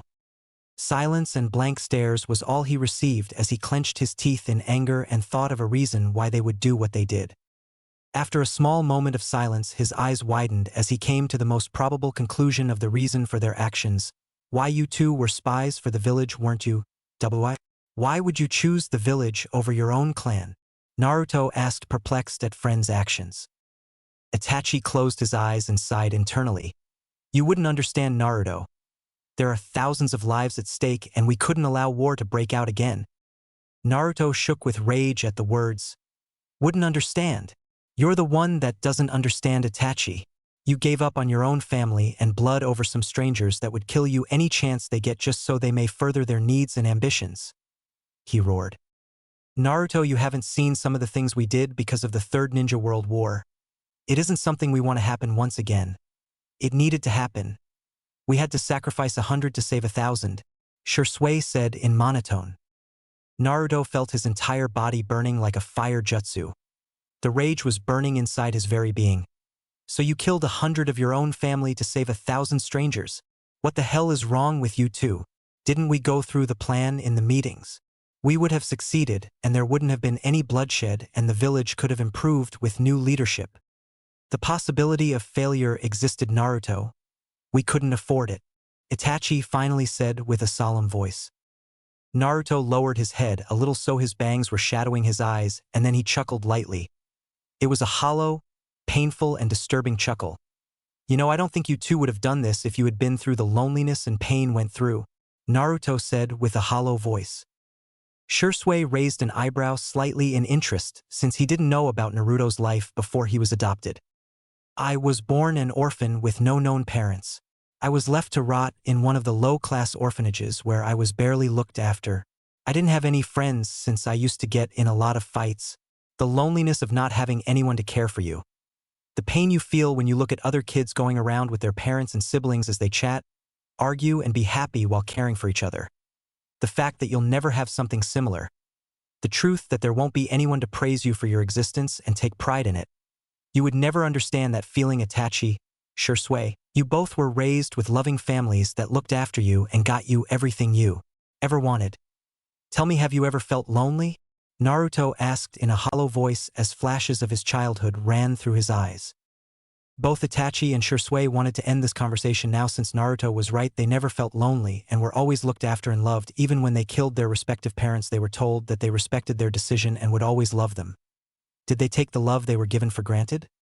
Both of the best friends felt an unpleasant emotion and pain start to form in their hearts. Naruto never had any parents. He considered the entire clan his family. Did it mean much more to him than it did to them? What's done is done, Naruto. We are leaving, but what are you going to do? Shursui asked as he stared at his former friend, who gave a very dangerous grin.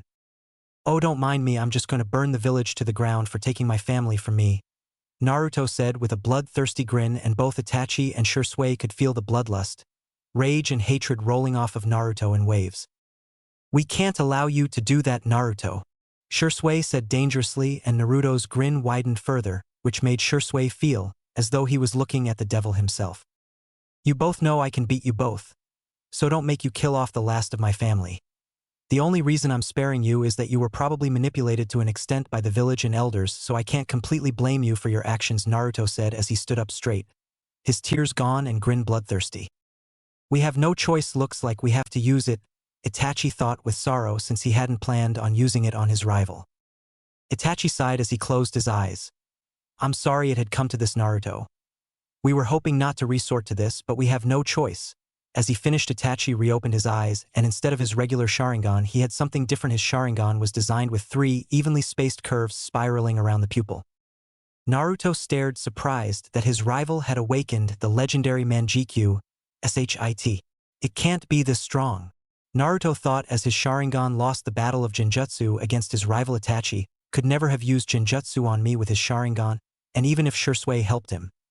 So this is the power of the Manjikyu? Naruto thought in alarm. Note: when Uchiha battle with their Sharingan, only the one with the stronger eyes will be able to cast Genjutsu on his opponent. While Naruto's base Sharingan is stronger than Itachi and Shursui's combined, he still can't beat the Manjikyu, and he doesn't have any real knowledge on the eyes yet, so he lost the battle of Genjutsu. Second note: this is pretty obvious by the battle between Sasuke and Itachi, where Itachi could use Genjutsu on Sasuke even when they both were using the base Sharingan and Itachi was holding back. Tsukuyami, Itachi said as he locked eyes with Naruto, and the world became dark. What is this? Naruto asked as he was in the Uchiha district, but the world was completely opposite in color. The sky was red and the moon was yellow. This is the world of Tsukuyomi. In here I am God, Itachi's voice rang out behind Naruto, and as he turned around he was faced with the sight of Itachi and Shursui killing off a family. For the next 72 hours you will witness the massacre of the Uchiha clan and will feel the pain they felt as we killed them, Itachi said in monotone as he began to kill off the Uchiha clan, while Naruto was dealt the pain of 4 people dying at the same time and was amplified. I won't be broken by this, Itachi, Naruto said, while taking deep breaths since he could still feel the pain, even though it was a genjutsu. Then let me make you feel true pain, Naruto, Itachi said, but internally hated himself for what he was about to do next, but it couldn't be avoided. His rival was too strong. Naruto looked forward and saw that the scenery changed to that of the old orphanage he used to live in. Despair started to course through his veins as he felt something as though he was about to live his true nightmare. You see, Naruto, some time ago I researched about your past before you were adopted, and I was surprised at what I found, Itachi said, and in front of Naruto, a 13-year-old girl with long light brown hair that looked almost blonde with turquoise eyes and a bright smile on her face appeared. She was wearing a pair of dark blue jeans and a white long-sleeved shirt. No! Naruto whispered with despair as he knew what was going to happen next. Naruto's body moved on its own as he drew his tanto and pierced the girl's heart with it. Blood dripped from the girl's mouth, and yet she smiled at him and looked with her bright eyes which were losing the life in them. Naruto felt his very being shake at his actions. "We aren't done yet," Itachi said, and as Naruto's body turned around he saw himself doing the same to Naruto. The young blonde smiled sadly at him as her body fell to the ground as he saw himself draw the tanto from her dead body. "Since you can take the pain of death, Naruto, then let's see if you can take the pain of killing off the most closest to your heart and feeling their pain while doing it for the next 72 hours. Itachi finished and the torture continued. "Arg har!" Naruto screamed in pain as he was forced to relive the pain and death of the two girls who were the closest to his heart for 72 hours. Itachi's left eye bled as he fell on one knee and panted as he held his left eye in pain. "You done?" Shursui asked as his Sharingan changed and its design turned into a 4-point pinwheel. "Why yes." Itachi breathed out tiredly since he wasn't used to his new jutsu and the toll it took on him. Shursui looked at Naruto's petrified form as his body was frozen like a statue and his Sharingan eyes looked dull compared to his usual glowing red eyes. "Let's get this over with," Shursui said, but before he could cast his technique, he noticed a change in Naruto's eyes. The ring that held the 3 tomo in his pupil started to shrink and get smaller and get closer to his iris, while a new ring formed that held 3 new tomo. Then the new ring also got smaller and a new ring formed with 3 tomo. His new Sharingan now had 3 rings with 3 tomo in each ring, and Shursui could feel the power behind those eyes. "So this is his Manjikyu?"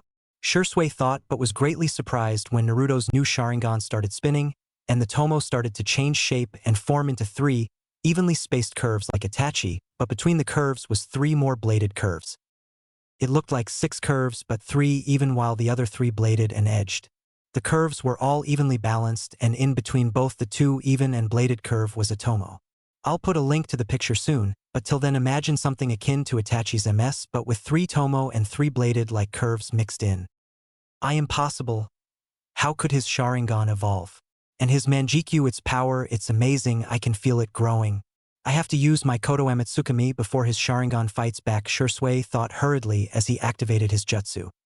"Kodo Amatsukami," Shursui whispered as he used his ocular power and rewrote his memory. As Shursui finished, Naruto fell to the ground. "So, were you successful?" Itachi said as he slung Shursui's arm over his shoulder and held him upright so that he doesn't fall down. "Why yeah, I rewrote his memory so that he thinks we killed the clan so that we could gain the Manjikyu and didn't think the clan deserved to live anymore since they were weak. I know that won't work on him either, but I've placed a strong desire on him to not think about it and believe that we did it for that simple reason. This memory is better because he will remember our Manjikyu. So the memory will fit and he will think we used him as a practice for our power," Shursui said, panting while keeping his left eye closed shut. "Looks like our mission is now complete. We should get going before anyone else shows up," Itachi said as both friends started move towards the village gate. "You will be the one who will restore our clan, Naruto, and bring back our honor," Shursui said quietly to himself, but Itachi heard him and internally agreed, since in his opinion Naruto was the best choice to lead the clan or their case restore it. "Please take care of my little brother Naruto," Itachi internally hoped. With Naruto. What the best friends weren't aware of after they both used their jutsu on Naruto was that he had to go through yet another torture. Flashback. Thud was the sound made as a small 3-year-old boy with black spiky hair and sky blue eyes fell on his ass after trying to climb a tree to get himself an apple from it. "Ow!" mumbled Naruto as he rubbed his behind and glared at the tree as though it had pushed him down. Hee was sound of giggles as Naruto turned around and looked at an older girl that looked about 12 years old with long light brown hair that looked blonde in the sun, which reached her lower back, bright turquoise color eyes, and a playful smile on her lips. She was wearing dark blue jeans with a white long-sleeved shirt and brown sandals. Naruto scowled at the older girl and huffed. "What's so funny?" he asked in irritation and slight embarrassment. "Nothing, it's just you look so cute with that pout on your face," she said, giggling, and Naruto glared in irritation. "I'm not pouting, and don't you have anything better to do than to laugh at me?" he asked with a scowl. The girl had to stop herself from shouting cute at the sight of the boy scowling, but it only made him look cuter with a bigger pout. "Well, how about I teach you how to climb? You want to get that apple, right? I'll teach you so can get it any time," the girl said with a confident smile, and Naruto snorted. First off, why would a girl know how to climb a tree? That's what boys do, and second, why do you want to teach me? There are lots of other kids in the orphanage. The girl's smile faltered a little at the statement. Why wouldn't I want to help such a cute little boy? And besides, everyone else is either having fun or playing around with someone, but every time I see you, you're always alone. Naruto just scowled and looked away. They don't play with me or want to be friends, so who cares, like I need them? He grumbled, and the girl smiled. Then how about I play with you and be your friend? Asked the girl with a smile. Naruto was taken aback by the question, since no one ever genuinely wanted to be friends with him. Why do you want to do that? The girl smiled a beautiful smile.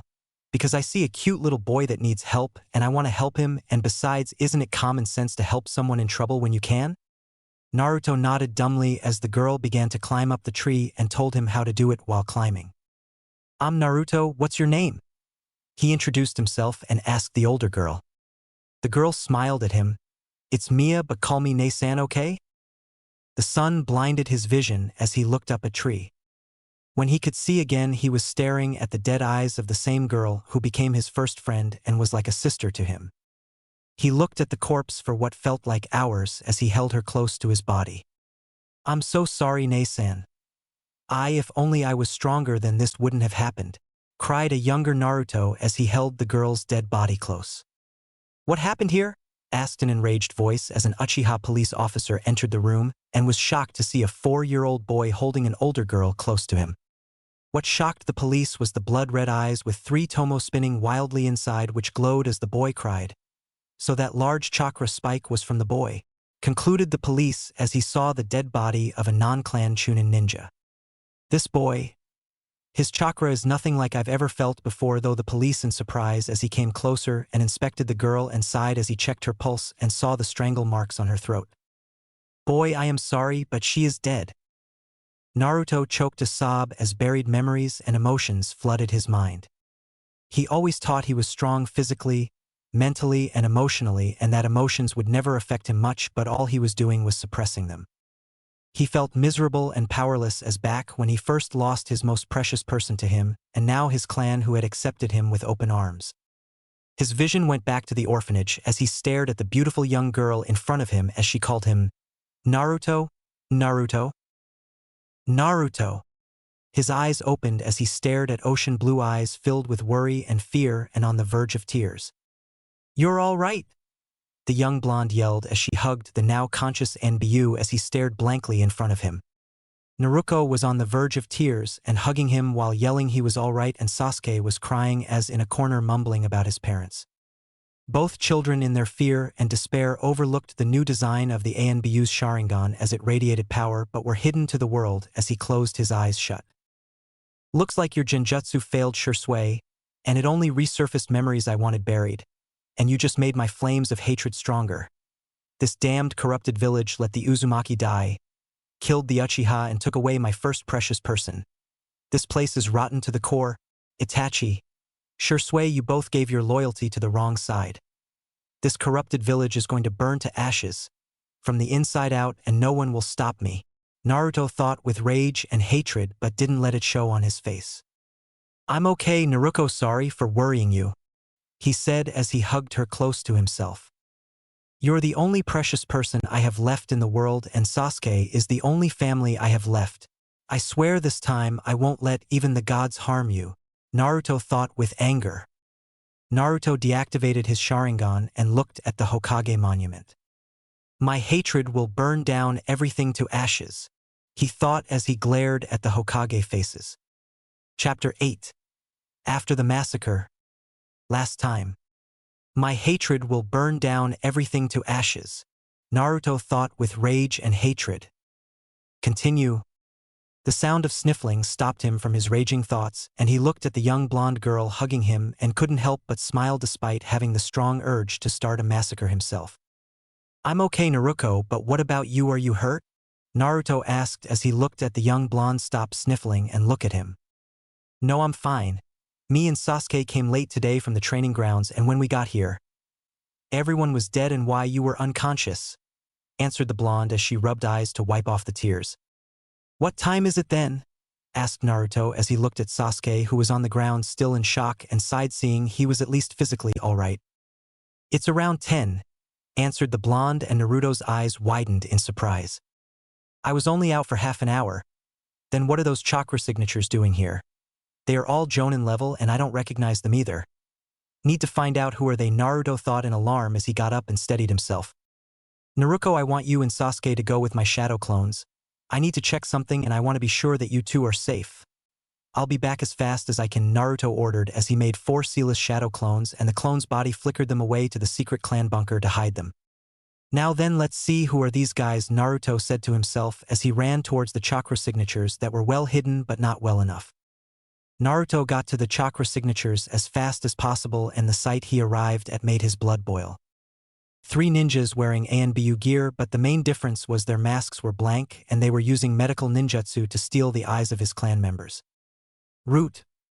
I should have seen this coming, Danzo," Naruto thought angrily as he glared at the emotionless tools and flared his Sharingan. He wasn't supposed to see this. "Incapacitate him," ordered the leader of the 3. Before anyone could move, though, time seemed to come to a stop for Naruto as his Manjikyu flared to life by itself in response to his rage. What is this?" Naruto asked himself as information flooded his mind and new power flooded through his body. Naruto grinned like a predator as time seemed to start again, but before the root ANBU could do anything, Naruto cast his jutsu. "Ian no Zetsubo," Naruto whispered with a grin, and the root did the most stupidest mistake of making eye contact and were cast under the illusion. "World of Zetsubo. We can't move," the leader observed emotionlessly as he tried to move but couldn't. "That's because I don't want you to," Naruto said with his grin growing wider as he stood casually. The root ANBU tried their hardest to move, but it seemed futile, and the leader decided, not wanting to give out any information, to commit suicide by activating the explosion seal under his tongue but couldn't. "Yeah, I don't think so," Naruto answered as he slowly moved towards the root ANBU. "You see, the reason you can't move is because I don't want you to. You could talk before because I allowed it. In this world I'm literally God. Everything you do will do. I know it and can decide whether it can happen or not. Now then, what to do with you, scum?" Naruto asked thoughtfully. Let's see if I can do this," Naruto said as he snapped his fingers and 2 of the root ANBU were cut into 10 pieces. Think Elfenlied style. The leader still looked on like a drone, not moving or showing any emotion, though the only indication was he shaking, which Naruto noticed since it was his world. Looks like I don't have enough practice to control the difference in time between here and reality," Naruto said, sounding a little disappointed. "I would torture you before killing you for what you were doing, but seeing as you're only a tool, it will only be waste of time," Naruto said as he snapped his fingers again, and the ANBU was slowly bisected in the waist and neck, and Naruto allowed him to scream. Again, Elfen-Lied style death, only very slow. Reality. From afar, anyone who would see the exchange would see the ninjas staring at each other before the root ANBU were cut from out of nowhere without any source of chakra, weapon or anything. It would be very surreal for any ninja to see the event. "I wonder why didn't my eyes bleed?" Naruto asked himself, not caring about the gore and smell in front of him. Water release. Water bullet jutsu. A great ball of water was fired from another root ANBU from atop a house. Naruto only turned his head and whispered, "Kamui." The bullet of water seemingly disappeared into thin air, as though it never existed in the first place, before the same jutsu appeared again out of nowhere a meter behind root ANBU and made contact, smashing the ANBU to the ground. "One left," Naruto said with a smirk as he disappeared out of sight and instantly appeared behind the root ANBU and slit his throat. As the root ANBU fell to the ground, Naruto saw the last ANBU get up from getting hit with the water bullet, but before he could gather himself he screamed in agony as a strange hole started to open from inside his chest and expanded while shredding the ANBU, leaving no trace behind. "And that's the last one," Naruto said as he used his chakra sensing and noted that ANBU he recognized were coming towards the clan compound. Later, the ANBU arrived and were shocked to find the entire district empty of life except 3 signatures, and they decided to ask Naruto, considering they knew his chakra. "What happened here, Naruto, and why aren't you wearing your mask?" asked an ANBU with spiky silver hair. "Itachi and Shursui happened," Naruto answered with a hollow voice. Later, the entire village had gathered for the funeral of the Uchiha clan, though there weren't any coffins since Naruto had burned all the corpses opposed to the usual only burying them. Many among the people were very shaken and saddened since some were their friends, teachers, role models, comrades, etc., and were even more shocked to know that Itachi and Shursui had killed them all. The Hokage had announced them as S-rank missing ninja with very high bounties. "We will bring them to justice, Naruto, I promise you that," the third Hokage said solemnly, as he looked at Naruto, who had an expressionless face. "There is no justice for them, Hokage Dano. They did this for power, and for that they will be taken down without mercy," Naruto said, and the Hokage nodded gravely, without saying anything as he left. "Looks like he thinks I don't know the truth. Good, now I don't have to worry about him suspecting me knowing the truth," Naruto thought as he went over plans of getting his revenge. So many ways to go about this, but each one needs me to have Naruto and Sasuke to be ANBU level. I'll have to start their training as soon as possible, and I'll have to have a talk with Sasuke. He should out of the hospital by now, Naruto thought as he walked away from the funeral, considering it was coming to an end, and made his way towards Sasuke's location. Chapter 9, Revelations and Training. "Yes, he is stable enough for you to take him home, but he should rest for a week at least, since the experience should have been very devastating for him," explained the doctor as he signed some papers and handed them to a nurse. Naruto nodded quietly and made his way through the halls of Konoha Hospital. The hospital is in the manga and anime, so won't be describing it. I'll have to restrain him, considering the truth I have to tell him. He won't believe anyone other than me about his brother. And I'll have to make sure he doesn't spout out any information to anyone if they try to subtly interrogate him, Naruto thought as he entered Sasuke's room and looked at the young boy and could easily tell he couldn't believe what had happened to him and his family. His face just screamed sorrow and pain. The young ANBU made his way towards the boy and placed his hand on his shoulder. "We need to talk," Naruto said as both of the last Uchiha disappeared in a bolt of lightning. Uchiha clan compound. Both of them reappeared again in a dimly lit traditional room with Uchiha fan symbols on the door and walls, which was one of the Uchiha clan's secret meeting rooms. The room had other two occupants as well, which were Naruto and a shadow clone of Naruto, who nodded towards his creator and disappeared in a puff of smoke. "Naruto, what's going on?" asked a confused Naruto as she looked at the young ANBU who moved towards the door. "Wait a minute," Naruto said as he bit his left thumb and went through a few hand seals. As he finished, he placed his left hand on the door, sealing art, barrier seal, and as he said those words, an array of seals covered the doors for a moment before they disappeared. "All right, now we can begin," Naruto said as he moved away from the door and sat on the tatami floor. "Sasuke, what I'm about to tell you is very important, and it is the truth of why Itachi and Shursui massacred our clan. So I need you to sit down and listen attentively. The truth might hurt, but you need to let me finish," Naruto said seriously as he looked at his young clansman, whose eyes widened in surprise and quickly sat across from him. "Naruto, you need to know as well, and I also have something very important to discuss with you after this," said the genius ANBU, and the young blonde nodded. "All right, I'll start from the beginning. Before the great ninja villages were formed, there were ninja clans who fought each other constantly, either for resources, area, or contracts from clients. They would always fight. The strongest and the ones that stood out the most were the Uchiha, Senju, and Uzumaki. Naruto would have continued if Naruto didn't interrupt him. "Wait, there was an Uzumaki clan? But I thought I was just given this name, and why didn't you tell me before?" Naruto asked as she looked at her savior with curiosity and a little hurt that he kept a secret like that from her. "I was going to tell you when you became a Chunin, since then the Hokage would have allowed it, but now that the circumstances have changed, I don't give a damn, and it's important that you know that truth," Naruto said as he looked at the young blonde, who nodded, seeing as he was going to explain everything to her soon enough, but was a little worried since a secret that the Hokage forbade couldn't be something small.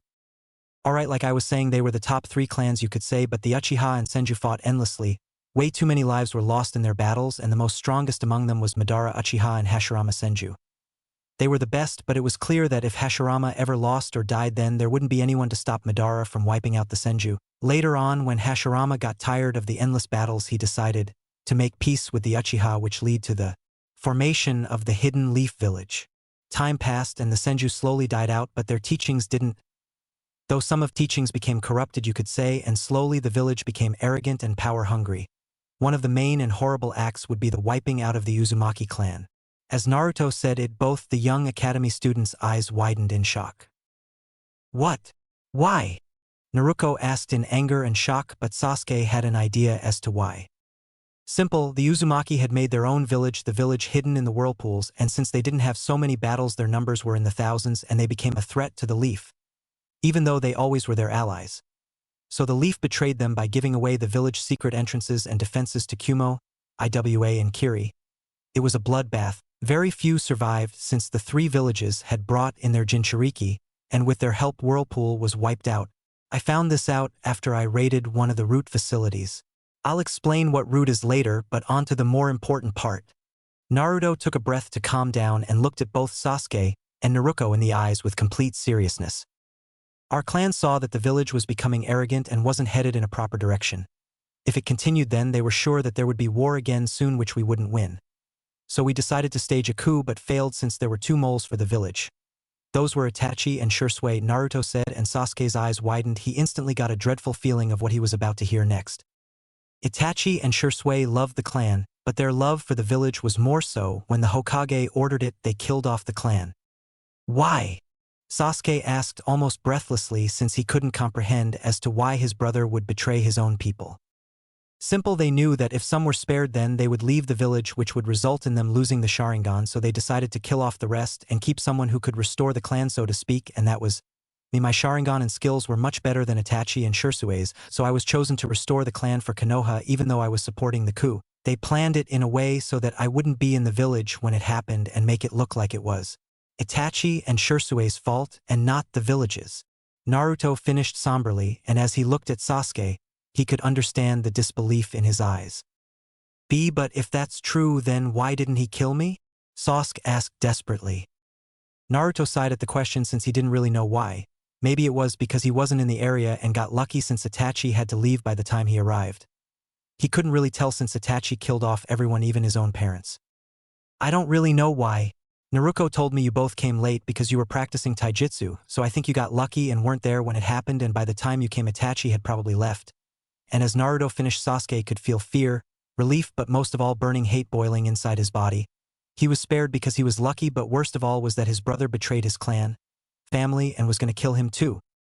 Sasuke lowered his head in anger and clenched his hands as his anger kept on increasing. So Sasuke, what are you going to do now? Naruto asked, but he already knew the answer. Sasuke raised his head and looked at Naruto in eyes with rage and determination. I'll make Itachi and the village pay. Naruto nodded. Good, then we have the same goal, and I'll help you achieve it, Naruto said, and Sasuke nodded, since he understood Naruto would also want revenge. Wait, but that means you'll be against the entire village. You can't just fight them like that. You'll get killed, Naruto yelled in shock, and Naruto sighed.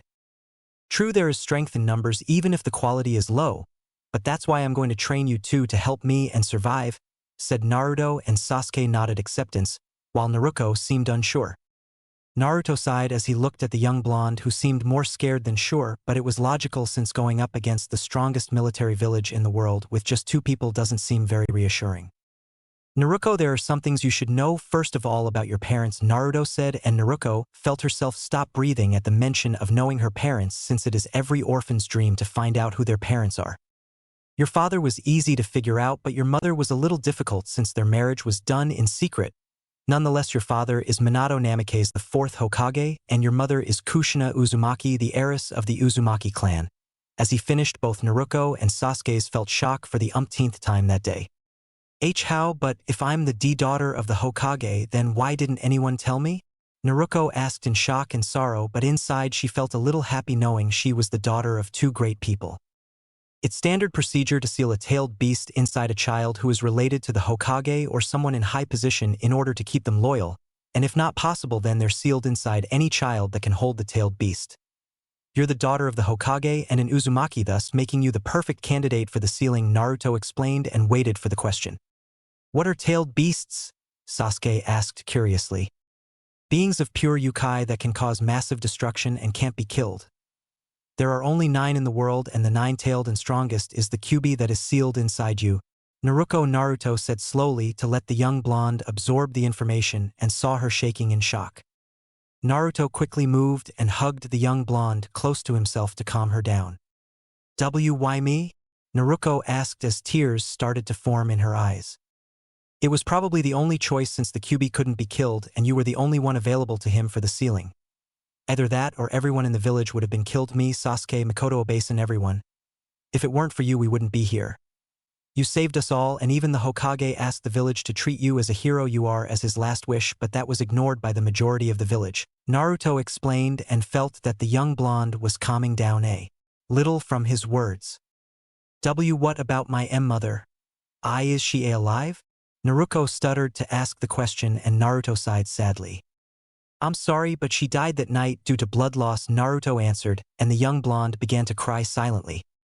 Naruto tried to soothe her and calm her down, and eventually Naruto did after a few minutes, and Sasuke quietly watched and silently sympathized with his rival since he knew perfectly well the pain of losing your parents. Why didn't anyone tell me this before? Why didn't you? Naruto asked as she sniffled. The Hokage forbade it with death penalty.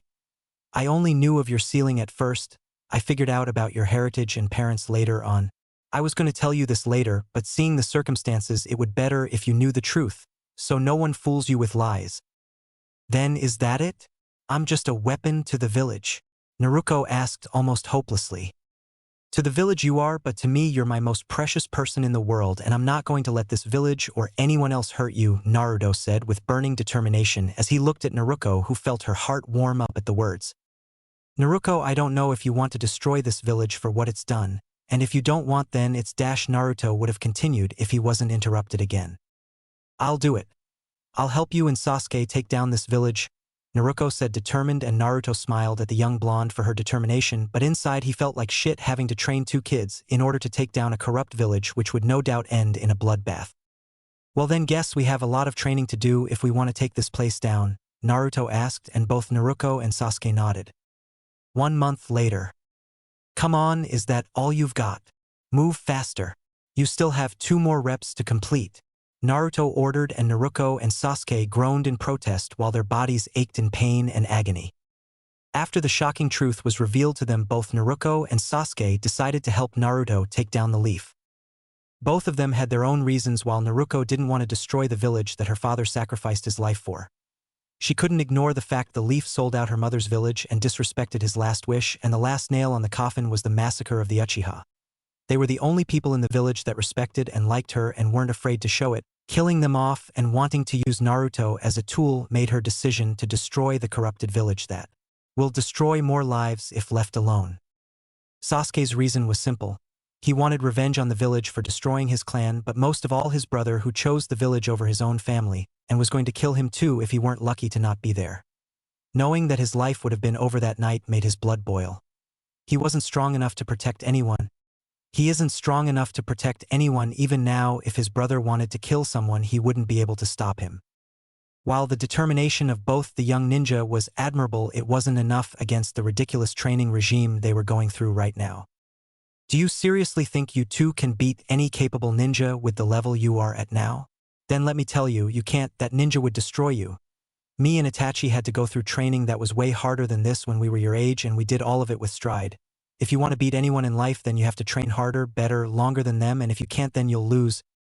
Talent and Kekkei Genkai means shit if your mind and body are too weak to use them. So move faster and complete the rep for me, Naruto ordered, and Sasuke moved faster when he heard Itachi trained harder than what he was doing. While he hates him now, he now understood how Itachi became so strong. The training he went through must have been hell. Naruto, on the other hand, couldn't believe that Naruto went through tougher training when he was her age, and understood one thing, that even if someone wasn't as talented as someone else, their gap could always be broken with the right amount of hard work. Naruto had taken them out of the academy by his power as the new clan head, stating that they needed proper training now, seeing as Sasuke was one of the last Uchiha left and his survival was important while Naruto was his apprentice. The fangirls and fanboys that were beginning to form whined about their idols leaving the academy, but there wasn't anything they could do, and both Naruto and Sasuke were grateful that they could get away from the brainless annoyances. Naruto himself couldn't quit the ANBU, since if there weren't any ninja from a clan serving the village, then that clan wouldn't be counted as a ninja clan and would lose a lot of power and prestige that came with that status, so he had to work tirelessly.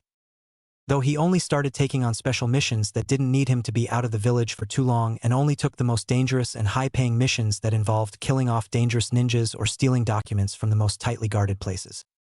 The missions did 3 things for Naruto. 1 was to make him stronger, let him practice his Manjikyu powers, and lastly provide a large sum of money for him that he would need in the future. While Naruto would be in the village, he mostly kept himself in the clan compound or the ANBU HQ. The training he made Naruto and Sasuke undergo for the first month, which would continue for 1 year, was physical and mental training. The training involved waking up at sunrise, 10 minutes of whole body stretching, then starting their workout of 2 hours, which involved them running up the Hokage mountain with weight and resistance seals on that worked on making them have stamina, speed, and some strength.